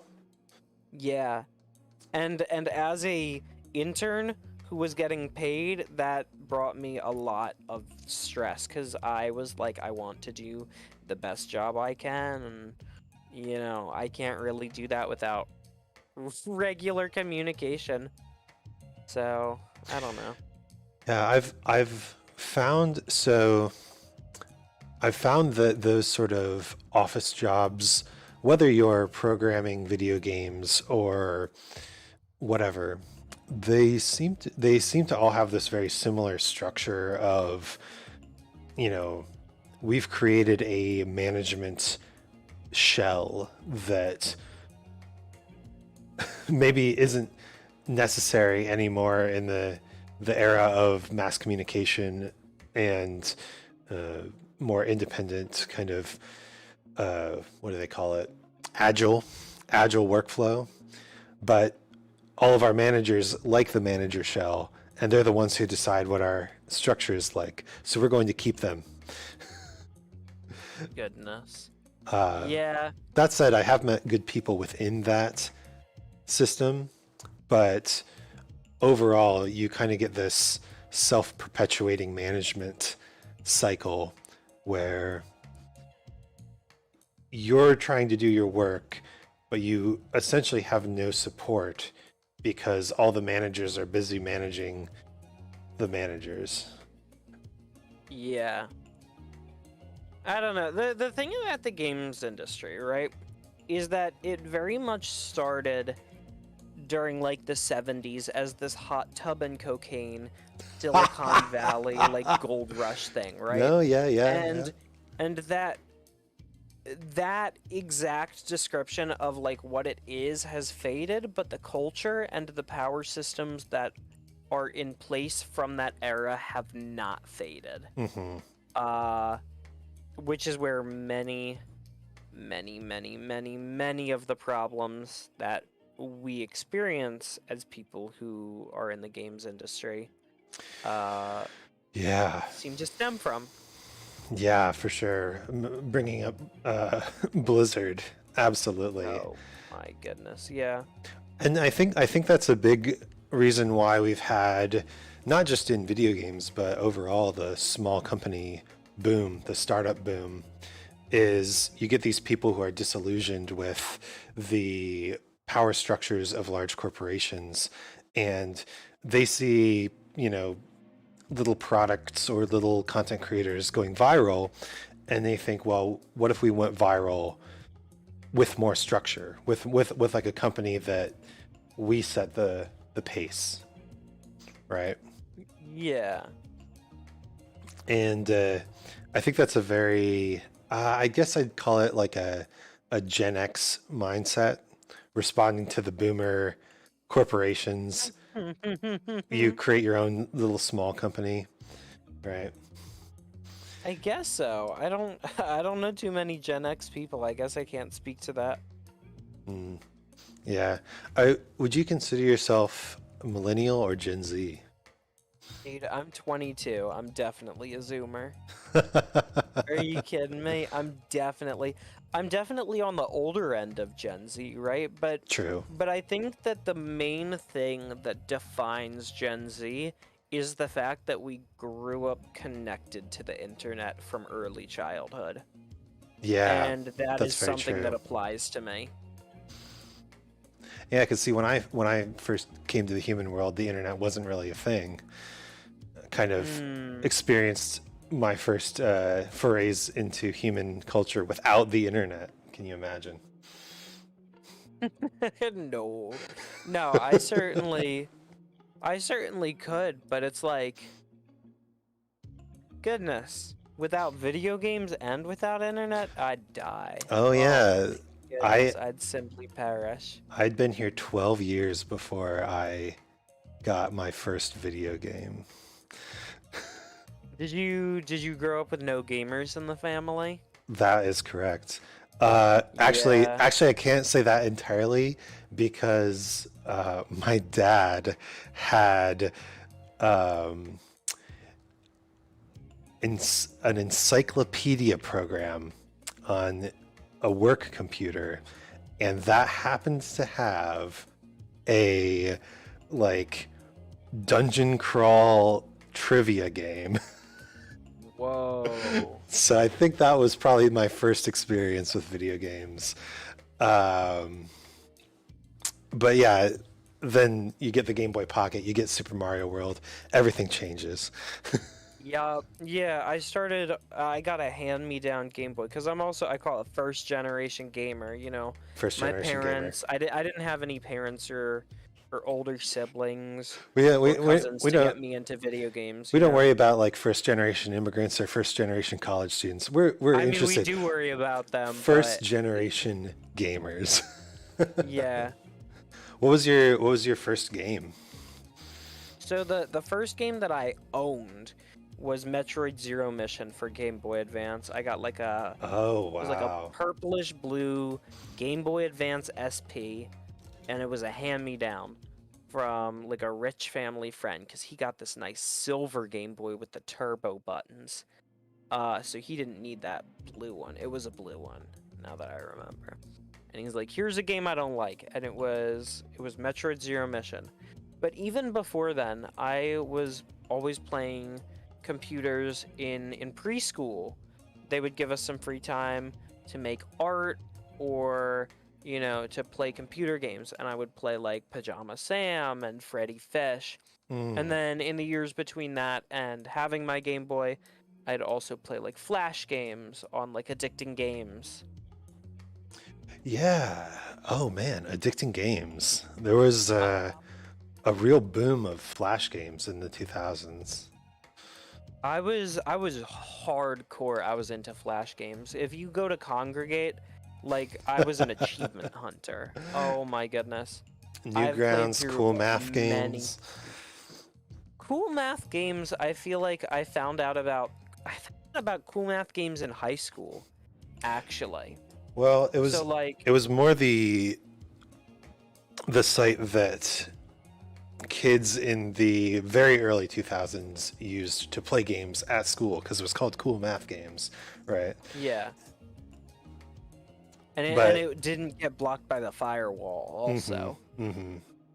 Now, But, I had my own site that was really? much more interesting to me, and it was called Fig Hunter. And it was made. Hunter. Do you remember the Flash games Marduk or Raider at all? I don't. That's fair. No one does. So Marduk was like this Flash JRPG series that was akin to like epic battle fantasy, but also like a little bit of Final Fantasy IX in there. And the thing is, like, it was on Congregate, it was on Armor Games, but the creator's website was Fig Hunter, and it was like this big 60-hour JRPG that if you made an account, you could save that progress. Wow. So I'm gonna link something. that's what I did. I'm gonna link something in the chat for anyone who's interested in exploring this further. There's a Figverse wiki now, so. Oh yeah. I convinced my friend Jet to play Marduk because that was such an important part of my childhood. So I've crawled through that wiki to find like game information for him. Interesting. But like walkthroughs and such. That was my go-to site, and no school computer ever had it blocked. Ever. Incredible. That's like a diamond in the rough there. It 1,000%. It absolutely was, and it's a big reason. That's like a like okay.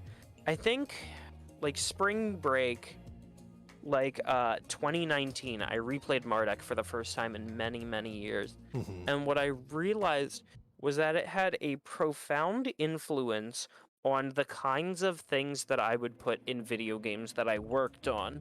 Like what? And like narratively and mechanically. Oh, like interesting. yeah, just a lot of like weird similarities between like my OCs and stories and the world that was presented in Marduk of like, alien crash lands, betrays like high council of like elemental people, and like has to live along like technologically inept people, and like stuff like that. And I was like, what the fuck? That's a lot of similarities. I don't know. That's interesting. I always find people's preferences are very much shaped by their early experiences. And I'm not particularly into the sci-fi aliens sort of stuff.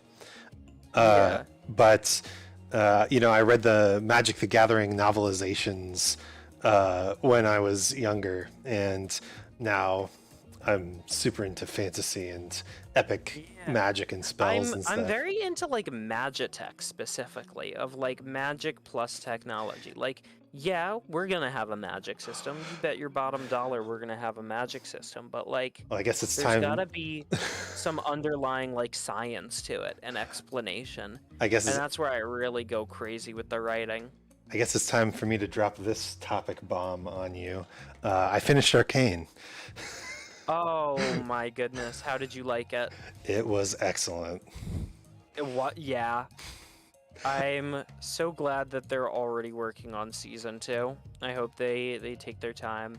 With an ending like that, you and the quality of the show, you have to have a season 2. People would riot. Yeah, what were your thoughts on the ending? My immediate thought was, no, you can't end like that. Actually, I loved it. So The ending? so I run a lot of Dungeons and Dragons, tabletop RPG sort of stuff. Yeah. And one of the best pieces of advice that I have found is don't be afraid to just utterly destroy your world. Utterly kill your characters, murder your babies, destroy your world if you have a story to tell about it. And I feel that, yeah. I ran this single city essentially for about 6 years with a group of friends, and near the end of it I just had a bunch of elephant centaurs with shark upper halves flying on a spaceship and destroy it because oh my goodness. because that sounded cool. I mean, that certainly sounds like a friggin' memorable event. But yeah, the ending of Arcane absolutely felt the same way. It's like, the central conflict of the story is,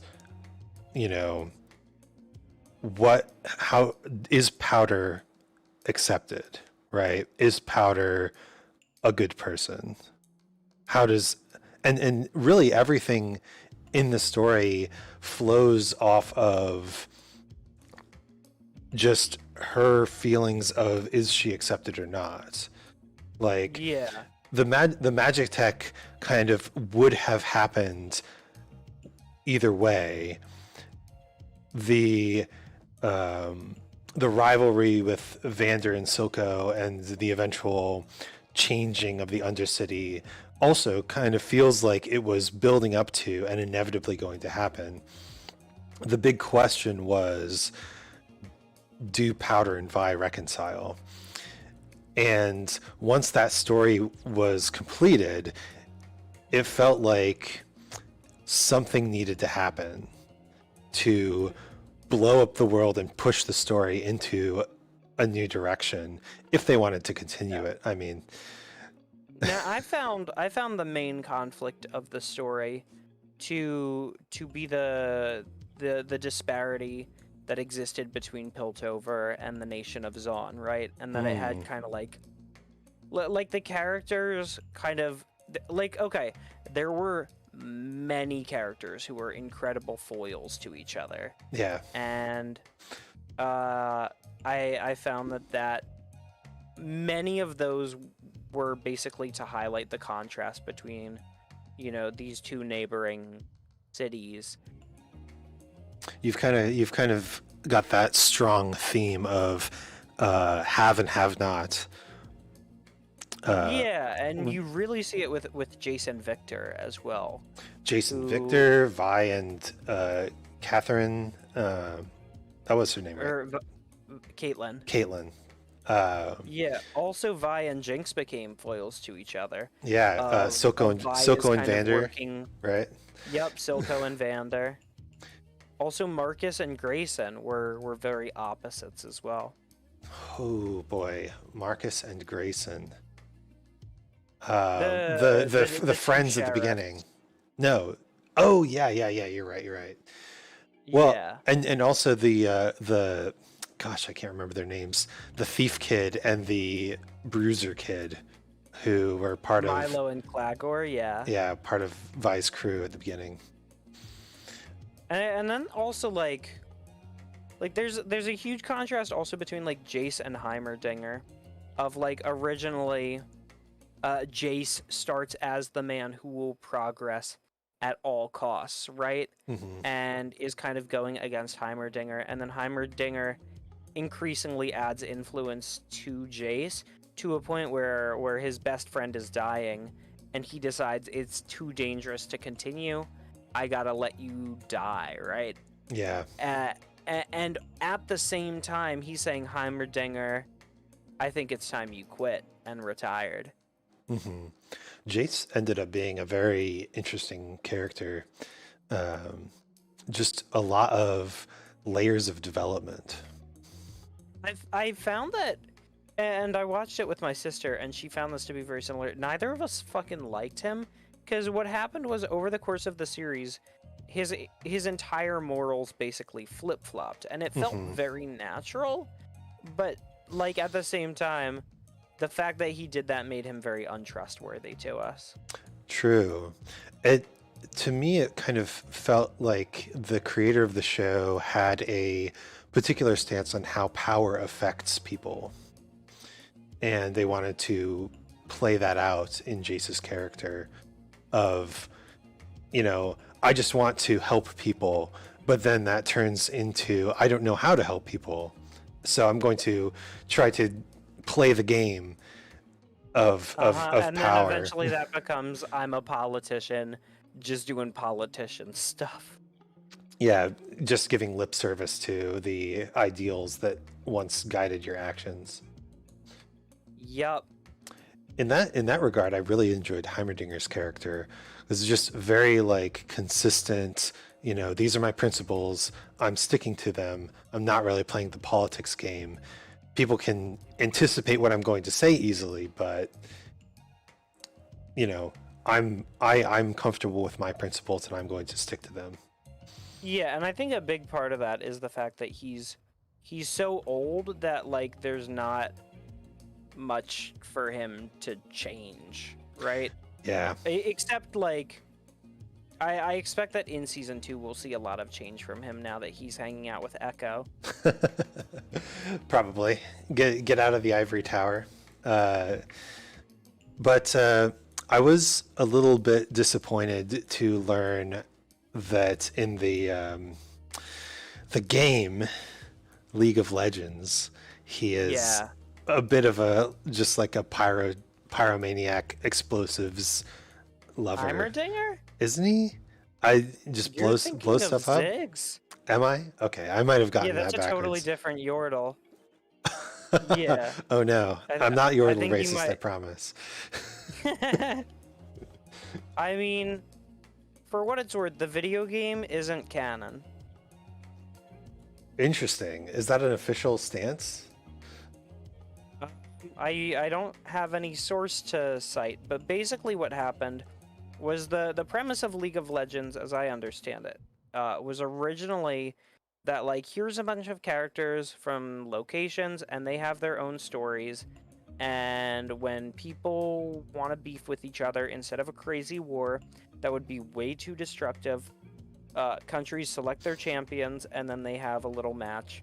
And the matches you have are little fantasy football matches of the nations duking it out.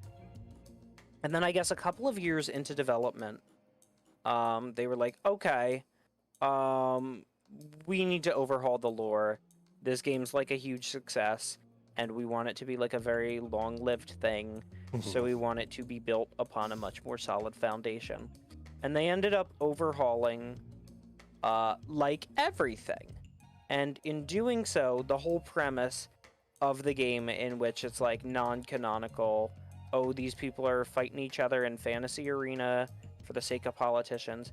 I guess somewhere along the way, that became retconned, and now the video game isn't canon to the video game. Interesting. That had to be a very nerve-wracking decision to make. Yeah, I would have loved to have been a fly on the wall.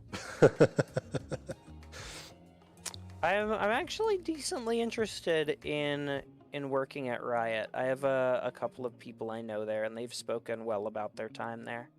Oh, that's good. Yeah. I mean, all I hear about League of Legends is just how bad it is as a game. So, I mean, all of the side modes I find to be a lot of fun. The closer that you take League of Legends to being a party game, the more fun it becomes, and I don't think that's a coincidence. yeah, not playing with randos. Oh my goodness. I used to play a lot of League of Legends back in like 10th grade, which would have been like 2013, I guess. Mm. And Have you ever had a project where you went back and changed a lot of stuff after it was already released, like that? uh for games, Or VTubing, I guess.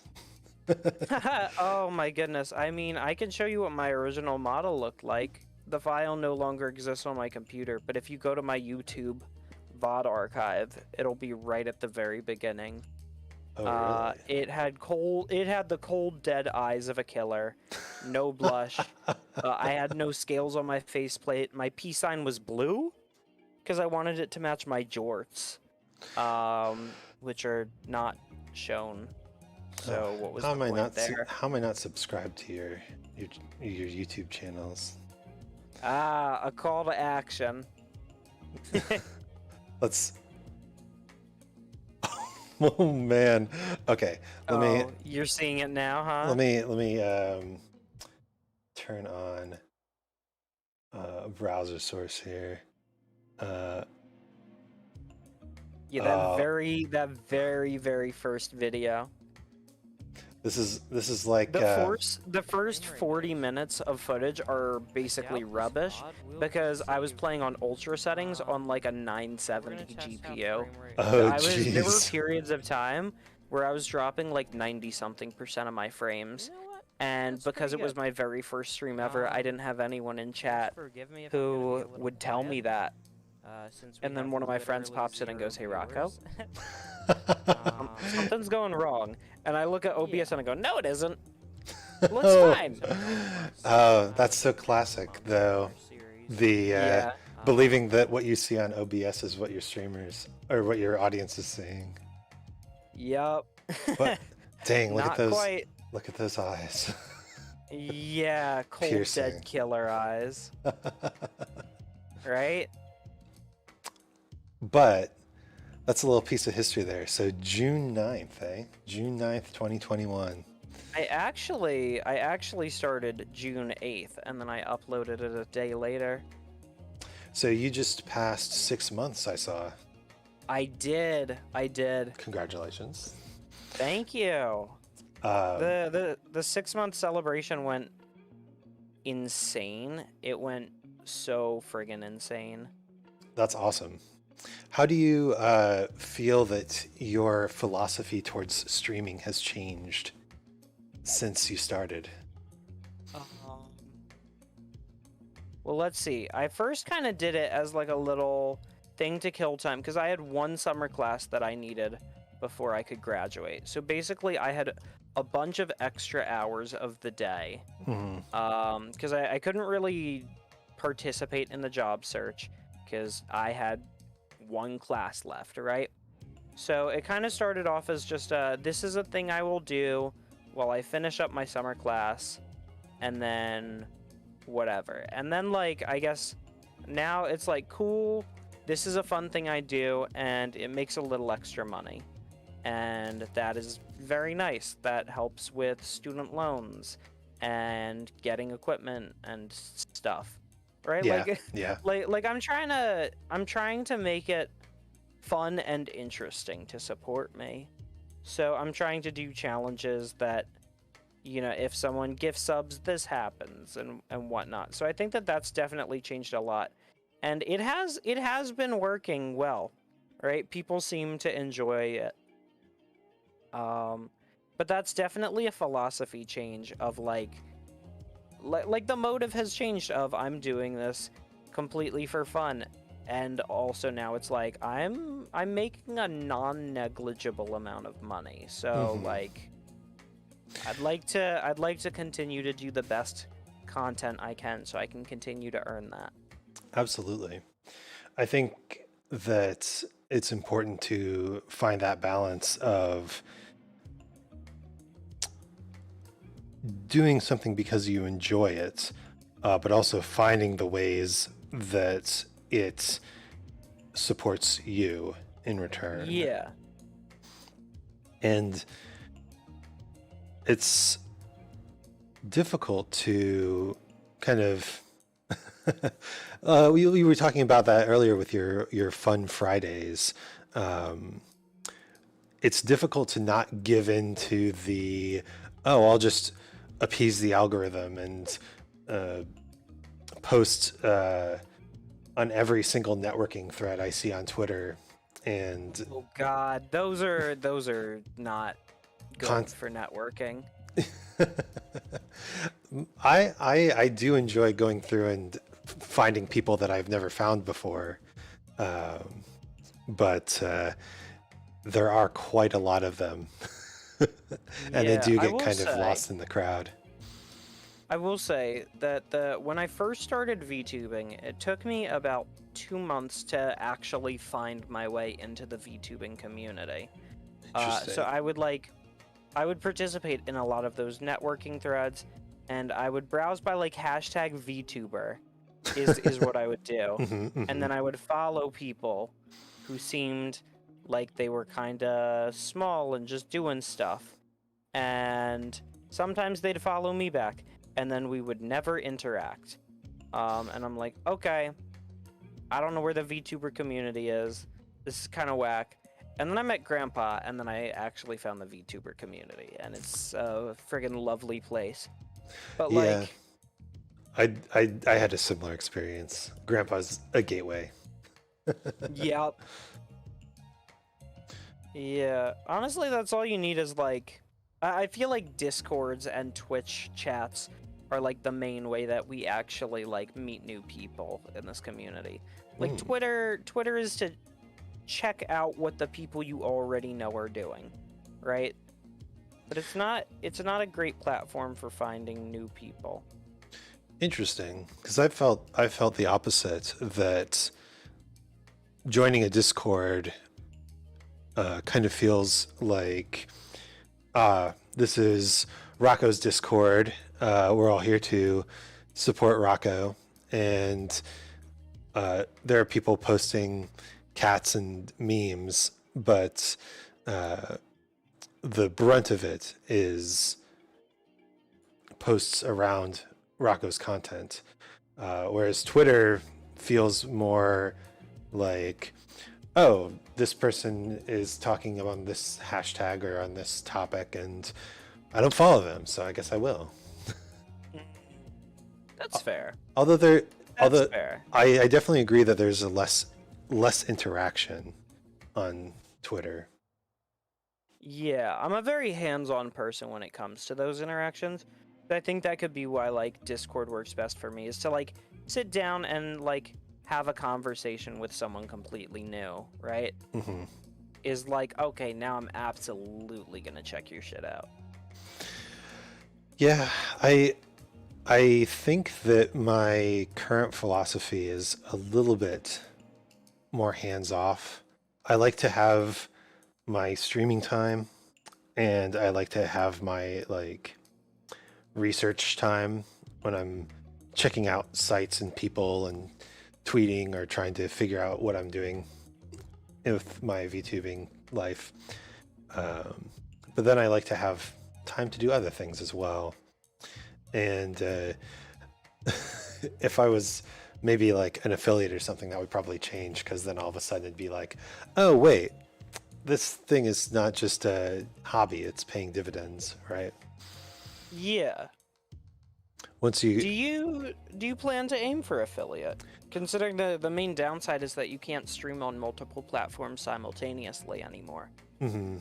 uh, right now I'm taking advantage of the lack of being connected to either platform Yeah. by posting wherever I please. Yeah. But I do think that the path towards monetization on Twitch is a lot easier than the path towards monetization on YouTube. Yup. It's just a lot more committal is the issue. Hmm. And it I seems, mean, you can also opt out of the contract at any time though. oh, that's good to know. Yeah. That would be pretty messed up if you couldn't. Um, but the other factor is that at the moment, I'm not even really sure how much I can do because I'm still trying to navigate my way through Germany's employment visa laws. So we'll see. That's fair. That's fair. But yeah, if I was offered affiliate and Germany said, yeah, that's fine, then I wouldn't say no. I do know another streamer who is located in Germany. I could connect you to her so you can discuss that. Yeah, I would appreciate that. Let me DM you her username. It's the same on every platform. Oh, cool. Yeah, I'll connect. There you go. Thank you. Yep, and just say you're a friend of mine. I've known her since she's like one of the first VTubers I met. Cool. Yeah, so let's talk VTuber relationships. Oh, came back to relationships. Boy, okay. So VTubers shouldn't date. what a hot take. Tell us more. Yeah. No, I'm kidding, of course. Yeah. So you have talked about how you're very hands-on sort of person. Do you find that being a VTuber and talking to other VTubers, there's a barrier there from getting to know people? It's certainly a barrier for a certain number of topics, right? You can't talk about, I can't really fully talk about employment history and be like, yes, I worked on these games and these games, because that would reveal my identity, right? There's a lot of things that you kind of can't talk about, at least until you get to be particularly close friends with someone, right? True. But I find that I'm a VTuber, you're a VTuber, it gives us a lot of things to talk about. Okay, I can assume you like anime and or video games. Right? Probably, yeah. It's a generally safe bet. The comment from your stream yesterday, if you're a VTuber, you are the president of your anime club. I was not the president of the anime club. I was not even in the anime club, but I was the president and the founder of the Magic the Gathering club. So, yeah, that's like a safe bet, and the percentage of VTubers who like Magic the Gathering is probably a lot higher than the percentage of non-VTubers who like Magic the Gathering. Just gonna go out on a limb there. Probably. So, just generally speaking, it's okay, you're immersed in nerd culture and fandom, but you're also a person, you're living your own life. And then here's the one big topic that is guaranteed to connect people is we are both existing on a public platform, broadcasting ourselves doing stuff in front of people. There's a lot to talk about there when you first meet someone. There's a lot you can talk about, your models or your content or your audience or the kind of content you'd like to make or other creators. There's just a lot.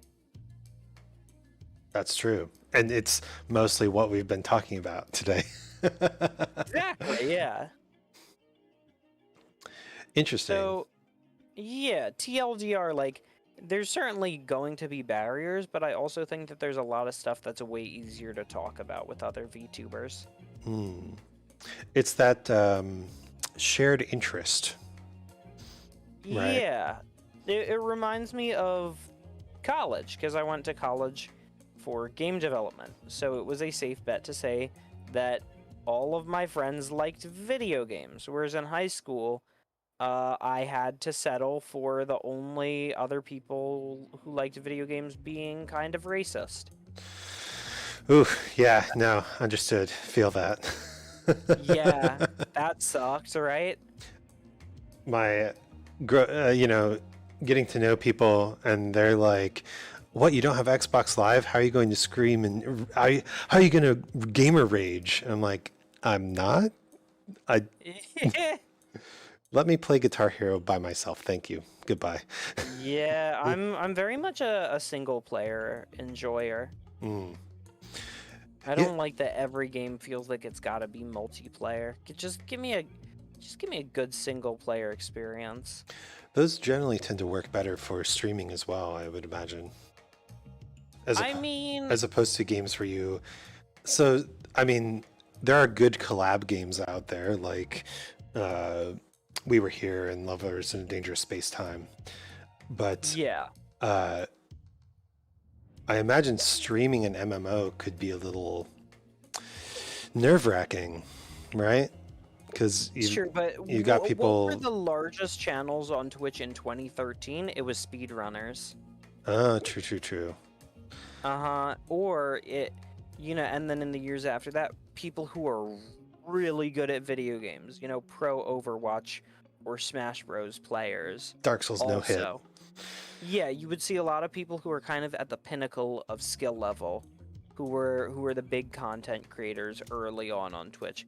And as time has passed, I think it's more about who the most successful entertainer is. Hmm.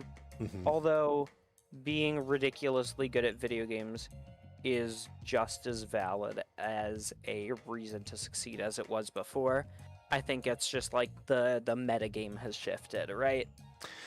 Right. You can still be good at video games, but it's more like, are you so good at video games that it's entertaining to watch? Yeah. As opposed to, you don't have to be good at video games if you're entertaining to watch. True. There's there's plenty of people who are bad at video games who are very entertaining. I'm too good at video games. I'm not one of them. Oh no. There's like there's a valley there where you're not good enough at video games to get by just being good at video games, but you're also not bad at video games, so you can't be funny and bad. I mean, I often find, right? So I was doing a stream of modded Celeste. I was doing like challenge maps that are even harder than what's in the base game because I'm just a freak of nature. Mm-hmm. And I found that like Celeste is a game where you are going to die again and again and again and again, and you are going to do very similar to the same-ish inputs. And I find that like I'm a funny guy. I'm an entertaining guy. I've been told that enough times to be able to say that, right? But like when it comes to me doing the same shit repeatedly, that shit's hard. That shit is not easy to talk about. Oh my goodness. Like me playing modded Celeste, I don't know what to say other than fuck. I died. This is bullshit. I died. Right? Because it requires too much focus. Yeah, I feel like Celeste or Super Meat Boy or any of those games that are just real grindy. Like, I didn't like Super Meat Boy. Yeah, Kite/Noodle in chat said cognitive load games just make my interesting quit part of my brain go to die. Like I would do this during Dark Souls for a couple of bosses. I went, hey chat, I'm gonna need to go quiet to focus. Like for Manus, I was not speaking at all. yeah, Ornstein yeah. and Smo, I was joking a little. Manus, I was like, I need to go dark on y'all. Just give me a second to just. I'm actually super excited for that fight. I platinumed Dark Souls on Xbox, Ah. which meant I didn't play the DLC. So Whoa, oh wait, oh my goodness, Manus is actually my favorite fight in the game. really, because I've heard Artorias is top as well. Artorias is a very popular fight, but I was a Dex build. And the thing about Artorias is he has this one move that if you don't interrupt it, you're going to have some problems. And as a Dex build, interrupting him was not easy. So I basically had to stop what I was doing, put a bunch of stats into strength, and then get a new weapon. Ugh. So that like, and also when I beat him, I didn't feel like I earned it, just because his attack pattern, I just kind of got lucky, and it was a not super aggressive attack pattern. I didn't feel like I mastered that fight, right? I can see why it's like one of the most popular fights, but Manus was my favorite fight, because what it did was every single attack has weird ass timing. Yeah. Like this one attack like hits like 2 seconds before or after you think it would, or some crap. And like you really have to adjust to just be like, oh, so this attack is like super weird by like a half second, and this attack super weird by like a full second, or whatever. And just like get used to the timing of like I had a lot of fun, because basically what it meant was every single attack was timed completely differently. And I feel like with a boss like Taurus Demon, he's going to have mostly big, slow wind-up strikes that are going to have similar timing of like, you know, when the weapon is changed to X position of the body, you can assume that it is then that you must dodge, or something like that. So Manus's telegraphs really required like a lot of active thinking. Interesting. Yeah, I liked that a lot. But definitely something that would require the full concentration. Oh yeah. Oh yeah, your boy was thonking. Thonk hard. Yeah, I'm excited to check it out, and the fact that I'm going to be doing it at level 1 will make it interesting. Yeah, you're in for a time. Okay. That's kind of hype though. I mean, you've played Dark Souls enough times to know what you're doing. Yes. Actually, I had a friend who was one of those I want to play Dark Souls, but I'm not good at Dark Souls people. Okay. And he's like, "Dear Isaac, I'm writing you today because I will never beat Dark Souls. Can we play together?"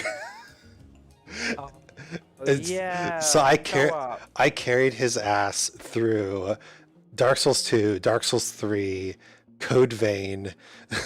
I think there was another one too, but has that friend improved over time? oh no, absolutely not. He still picks the biggest weapon you can find and then just refuses to use any ranged attacks. Just runs up and smacks. You've doted on him too much. I know, but I can't help it. He's a good friend and he's funny to play with. I've been thinking about having him on a stream, but it's always kind of awkward. Like, this is like a IRL sort of friend outside of the Monster World VTubing sphere. Yeah. And I know he would say something like personal information. Oh, I mean, he's not gonna say first and last name, right? I've had my first name revealed many dozen times. Oh. Many dozen times in front of many dozen people, and they still call me Rocco. That's right. good. If someone's gonna be weird and keep calling you that, you know what you do? You ban them. Yeah. Right? Because that's the thing about VTubing is like, we know Isaac, we don't know, I don't fucking know, Jerome, right? Whatever. Pretty close. Lewis. Right? Lewis.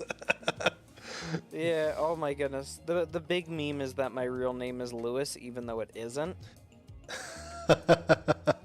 So like, there's red herrings, just make a meme of it, right? But like, it's the Charlie Day conspiracy theory meme. Yeah. Oh, that is kind of what it is. Yeah, evidence that Rocco is secretly Lewis. Pepe Silva. But Pepe Silva. I've done streams with IRL friends, and it's like, it's not too hard to refer to someone by like their internet handle. If a friend screws that up, you just kind of move on, I guess. Yeah,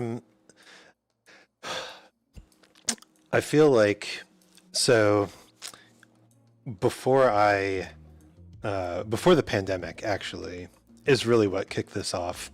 I didn't really have a big interest in having an online presence, Hmm. and it wasn't until one of my friends got me into Guild Wars 2, and then friend of that friend kind of became my online only Guild Wars mentor, which was really cool. And Okay. I joined a guild, and all of a sudden I was talking to people in Australia, right? Um, and that kind of brought me into the internet sphere. So even though I've been doing VTubing for a while now, I feel like I'm still like, what do I do if someone knew who I really was? How do I recover from that devastating blow? But it's good to hear that, you just move on. Yeah. What can you do, right? And the thing is, like, basically every big VTuber, their identity's like out there, but like Mm, people don't really pursue it because that's A, not their character, B, super fucking weird, C, probably some other shit. I don't know. do you ever you're not really interested in like seeing the person behind the streamer, I behind mean, the I'm certainly avatar? I'm certainly interested, but like I'm not gonna go any deeper than that, right? It's like, okay, you look like this, you do this.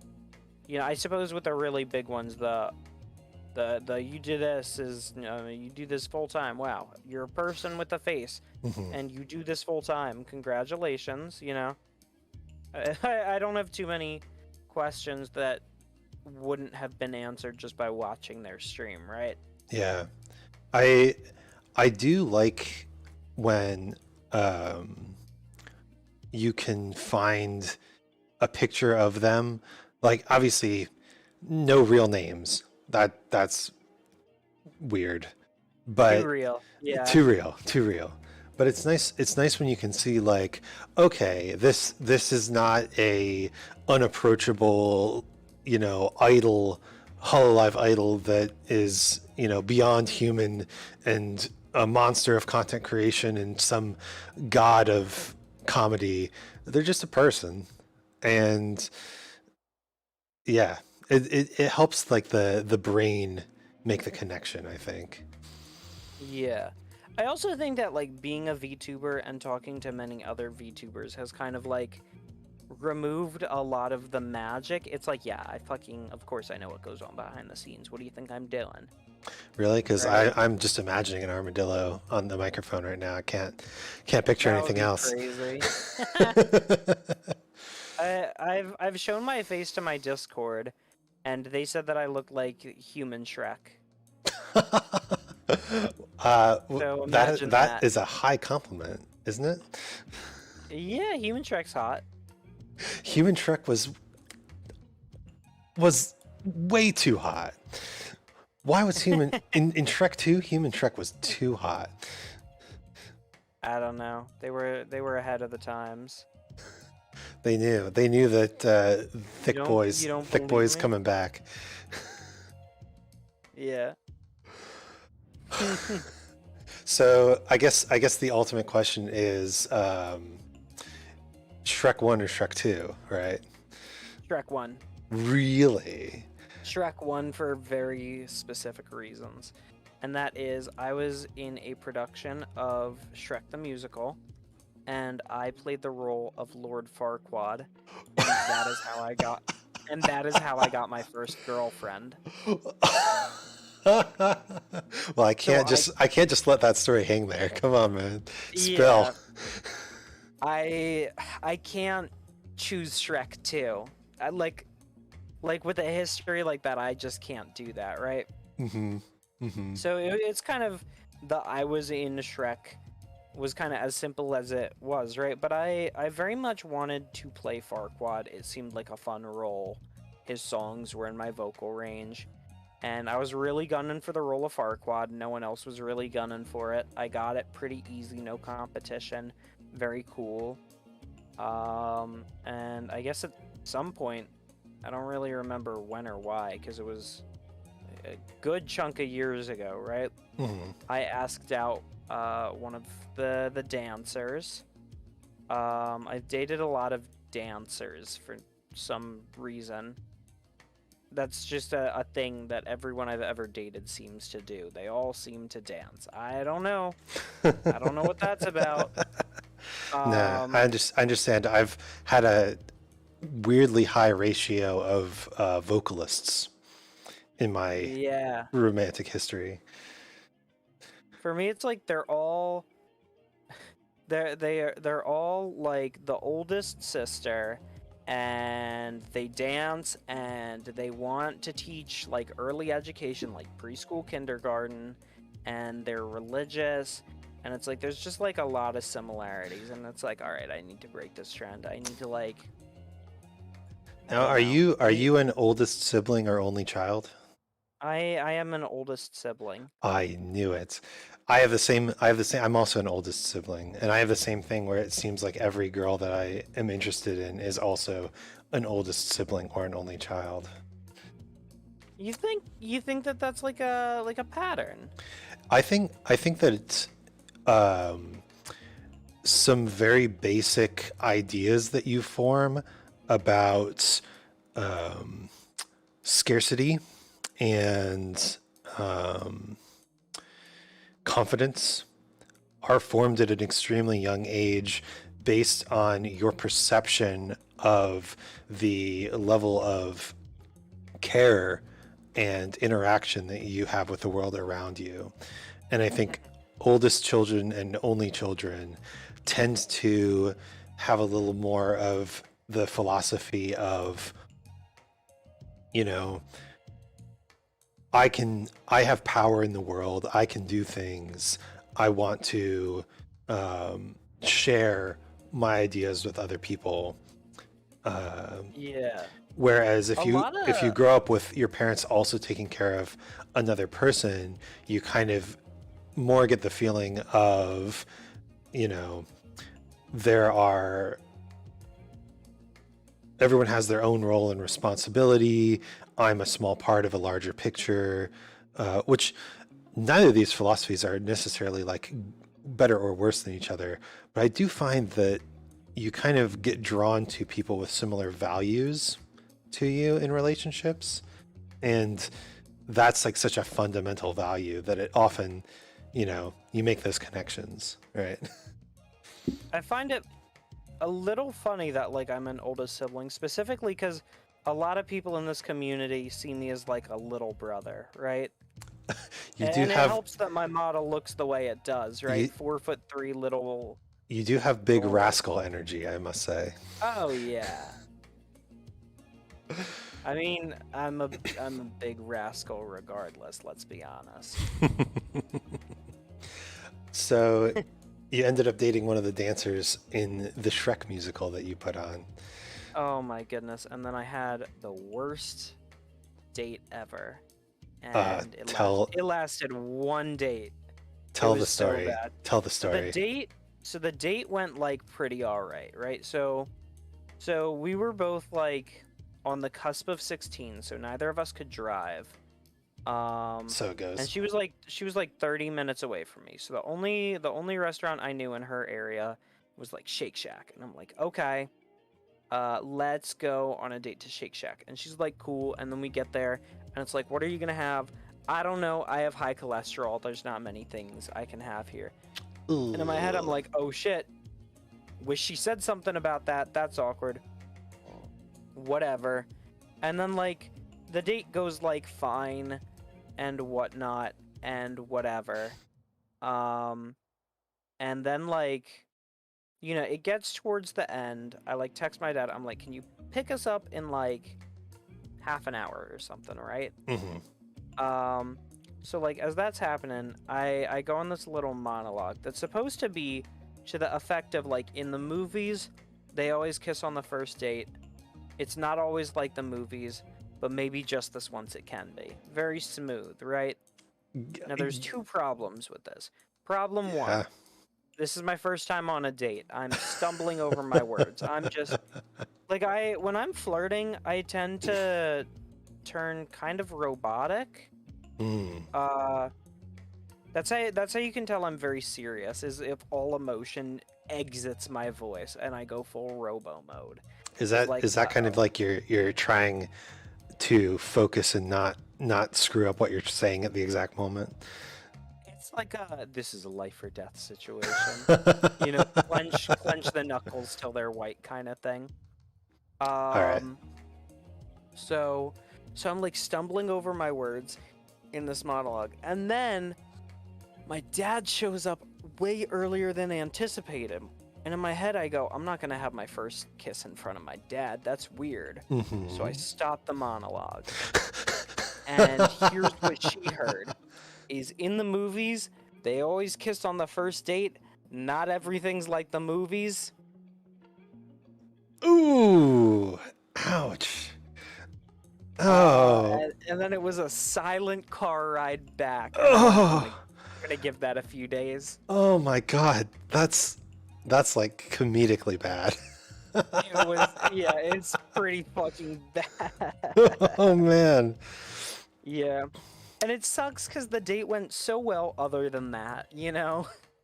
Yeah, I mean, and the quiet car ride back is probably just the worst because you're like, is this the end? This is the end. Yeah, I was just like, ooh, I'm gonna give it a couple days, and then we never texted each other back. Oh, that's... Yeah, that's I was like, sad. I'm gonna give it some time to cool off. Oh, it cooled. Oh, it cooled. All the way down to 0. Yep. Oh, man. Good story, though, in retrospect. Oh, yeah, it's a great story, right? But damn, dude, it's rough. Yeah. They got Shake Shacks in Philly? Yeah. Nice. Are they... I guess they're not a regional thing then, huh? They might be, just maybe not. So I lived further Midwest than Philly, New York, Boston sort of area. But yeah, anything's more Midwest than Boston, frankly. True. But yeah, I don't think Shake Shack crossed the mountains until like right before I left. I think we finally got one. I'm right at the line that if you go too far north, there's just no more Popeye's chicken. Oh. Yeah. Popeye's chicken, not my favorite. It's... Oh no, we're gonna have problems. It's the biscuits. Oh, listen, and let me be honest with you, I don't care for the biscuits either. But Okay, that chicken, good. that beans and rice, oh. Now, see, in the area that I lived in, we had Raising Cane's. What the hell is that? It's actually based in Louisiana, but they opened up a couple in the Midwest just for kicks. And they only have 5 things on the menu, and one of them sucks, but the other 4 are just god tier. Okay, what do they have? It's chicken strips, French fries, garlic bread, coleslaw, and the sauce. So the weakest link is either the coleslaw or the sauce. It's the coleslaw. So what's the sauce then? So the sauce is kind of, I would categorize it as a tangier, spicier Thousand Island sort of deal. It is god tier. I would bathe in that sauce. Interesting. You can ask them to just, the 20-ounce cups that you get soft drinks in. You can just ask them to fill it up with a sauce, and they'll do it. Oh my goodness, that's kind of wild. And you can also, so obviously they only sell 5 things. So if you go there, you're interested in their chicken, right? Okay. The And the chicken, fries. the chicken is amazing. The fries are good, Okay. better than average, but still not like standout. The garlic bread is god tier garlic bread. Yeah, it's garlic bread. It can't be bad. But uh, you can also ask them to just take one of those catering trays and just fill it with whatever of those things you want: fries, garlic bread, chicken, whatever you want. And we had a D&D group that was in a city that didn't have a Raising Cane's, smaller town sort of place. Yeah. Multiple times we would load up 50 chicken wings, two 20-ounce cups of sauce, and a tray of fries, and just cart it over to these people. And every time it was like, oh yeah, the chicken's coming. So I'm surprised that it's called Raisin Canes, but they don't have raisins. It's Oh, raising. raising. Yeah. Oh. Like Oh. it's an idiom, I think. Raising Cane. Kind of an old school idiom. Yeah. But maybe it's more popular in Louisiana. Is that where you were from? Louisiana? No. That's I consider Louisiana the South. Yeah, I would say that's. In my head, I was like, I guess that's Midwest. No, it's not. I was in Ohio. Probably the Midwestiest Midwest you can get. That's fair. There's always like, I think of like Indiana as like Midwestiest Midwest. Oh, really? I mean, I'm not from the Midwest, so I can't speak on that though, right? That's fair. Yeah, right. The funny thing is between Ohio and Indiana, they have Origins and Gen Con, which are like two of the biggest board gaming conventions in the country. Wow, okay. So it's just it's easy to be a nerd in the Midwest, I think. That's kind of nice. hmm Any particular reason why the conventions are there? I have no earthly idea. Fair enough. Probably because it was a more central location than Minnesota, and a lot of gamers come out of Minnesota. Just something about it. It's the The weather. Minnesota was Mountain Dew. Exactly. Yeah. But yeah, Gary Gygax was from Minnesota. Or no, Wisconsin. Oh, Right? No. I don't know. Minnesota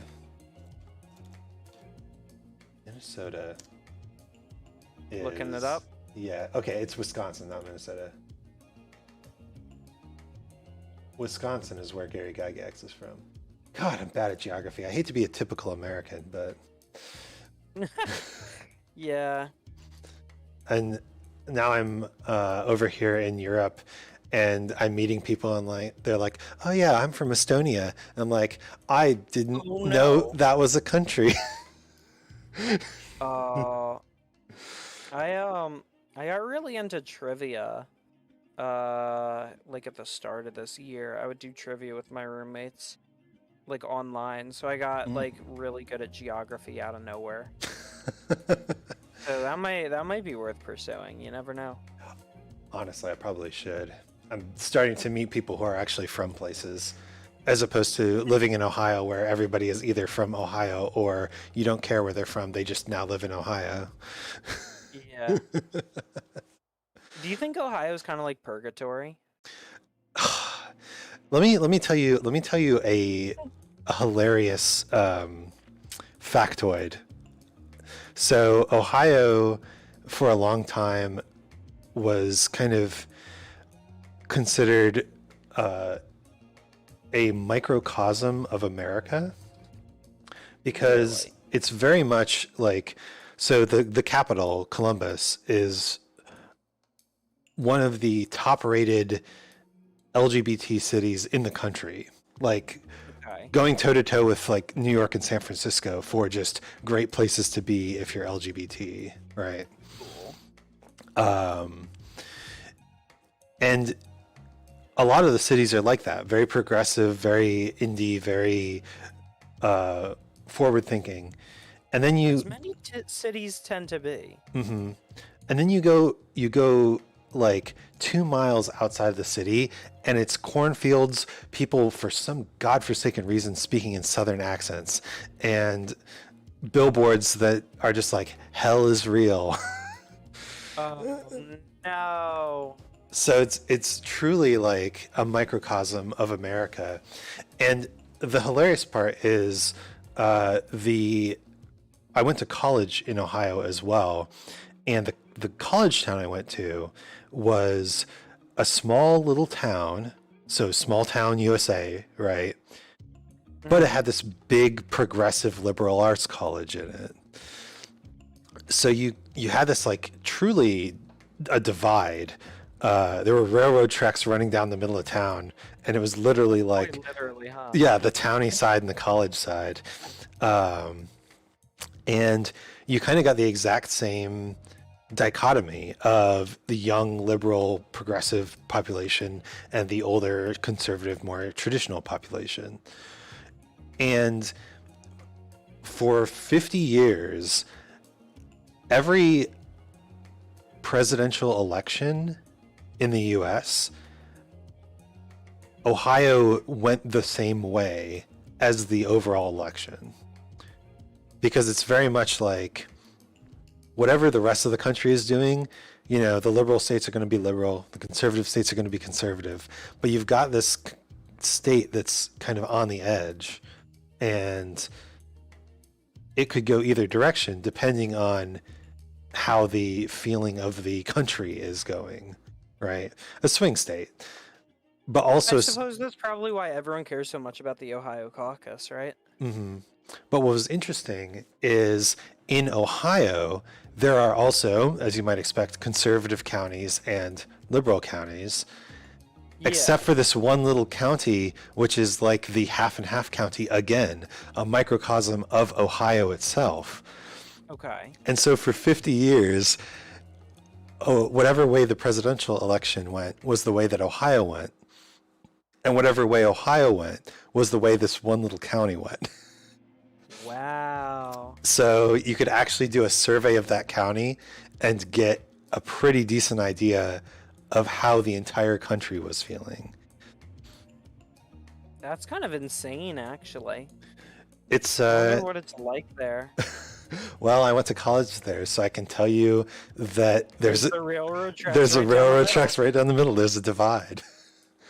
Wow. It's like a fucking heavy-handed metaphor Yeah. for how our country is, huh? Somebody made a really funny post, like if you wrote this country as a novel, nobody would believe it existed. With the like, you know, the perfect political divide and the corruption at every level and the the fucking mega corporation whose logo is a smirk. Oh yeah. Like it's just the writing is just too heavy-handed. And yet here we are. And yet here we are. Life is stranger than fiction. Yup. But thank goodness we have our fictional lives to make things even stranger, right? Yeah. Shout out to being a VTuber, baby. Woo! All right, well, this was super cool. We've been going for 2.5 hours, which is super rad. But I think this is a good spot to stop the stream. Thanks for joining me today. The same thing. Yeah, thank you for having me on. Yeah, let's I have to actually go do some like breakfast stuff and chores, but let's keep talking. Nice. We do more. You know who we're gonna raid? Oh yeah, good question. I'm still new to getting raids going. So let me see who's on. I've done multiple streams where I end with like 3 or 4 people and just completely forget that rating is a thing on Twitch. Yeah, it's my favorite part of this website. For the first month I was a streamer, I would forget to raid all of the time. And now the only time that I don't raid is if my power goes out. Oh, It, that yeah. that would just that I'm so thankful that something like that has not happened to me. That sounds absolutely Oh my horrible. goodness. There was this one time, and it was back when I was like smaller than you are now, right? Hmm. And I was like playing Dark Souls for the first time, and I got raided by like 17 people right after I got raided with 7 people. And I was chilling in the mid-20s, and I was like freaking out. I was losing my mind. This was the biggest stream of my life. I get to the boss, and the power goes out. No, my internet went out. So I kept going for like a minute, Oh no. and I was getting messages like, "Hey, the stream ended," and I was so upset. And I think it happened to me 2 times, or no, it happened to me, and then it happened to a friend that he was having the biggest stream of his life, and then his shit went out, and I was like, "No fucking way." I think the platform's cursed, is what I think it is. Well, I have yet to have the biggest stream of my life. Well, no, that can't be true. There has to be one, but I haven't had like a super hype stream yet. Actually, uh, Mm. I've had a lot of streams where um, a bunch of people join in and we get some good conversation going, but I haven't really had like that. Like, there's too many people in chat for me to handle, right? Oh, like too many messages and stuff? Hmm. You start to, I mean, like, obviously it's going to depend on, like, how long you spend on a certain topic or something, Yeah. and, like, how many of those people are active chatters. I find that, like, once you approach 20 to 25, there are absolutely messages that are going to start slipping through the cracks. Yeah, I feel like that's kind of where I want to get to, where there's enough chat going on that people can talk to each other and I can respond and commentate. But you know, I feel like that's when the community actually starts coming together, right? Yeah. It depends also. Like, if you're super hands-on, the community can come together a lot sooner. You know, when you've got people in your chat saying hello to each other, that's when you're starting to succeed and they're hanging out outside of your streams. That's the big win right there. That you're like, I caused people to make a connection. Yeah, that's the goal. That's the dream. Yeah. Build the community. Looks like Grandpa is streaming. Grandpa is streaming. Should we raid Grandpa? I don't see why not. All right, He's got a lot of people on right now also. What's the? You know what? Might as well. I was actually hanging out on his channel earlier, before this, and then I like stopped at like 11, because I'm East Coast. Like, Yeah. I need to make myself some soup so I won't get hungry. So it'll be a fun little reunion because he knows that I was gonna be on this. Oh So that yeah, could be yeah. fun. All right, Yeah. everyone. What should the raid message be? Oh gosh, I have no idea. Like I said, I have not done raids before. It's mostly just, you know, the raid notification pops up and I'm like, yep, that's me. Well, thank you everyone for joining. I don't know. What's a good raid message? I don't have one.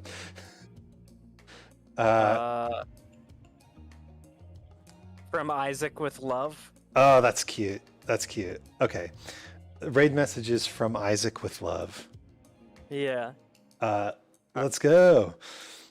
Thanks All everyone right. for joining. This has been awesome. Thanks Rocco for coming on. We'll For sure. I had a good time. we'll be back next week with more conversations about love and philosophy. Well, me personally, not Rocco. You get a break. Cool. I'm free on Saturday. Let's go. Woo! Or All right. Sunday, I guess now. True. All right. Let's go raid.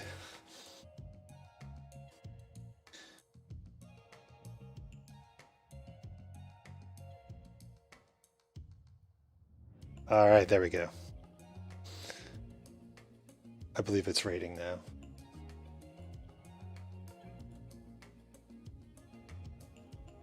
So, Isaac, hello. I'm sorry. I'm talking about like some really personal bullshit. And I have my webcam on because my chat wanted me to have it on. I did a poll, so my webcam is on.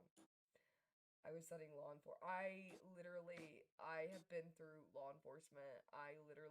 All I had to do was police training to be a fucking cop. And I fucking dropped it because I have a heart condition. I can't fucking do it. I really wish I could. Like, I wanted to be a police officer. That was my dream since I was a child. And I couldn't do it.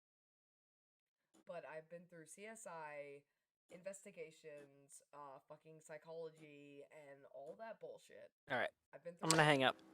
Oh, Thanks for having me on again. Save me. yeah, I was about to ask if you were still on Discord. From the shit. Yeah, Yeah, I no. was just watching Grandpa. Because Cool. Yeah, thanks for joining. That was a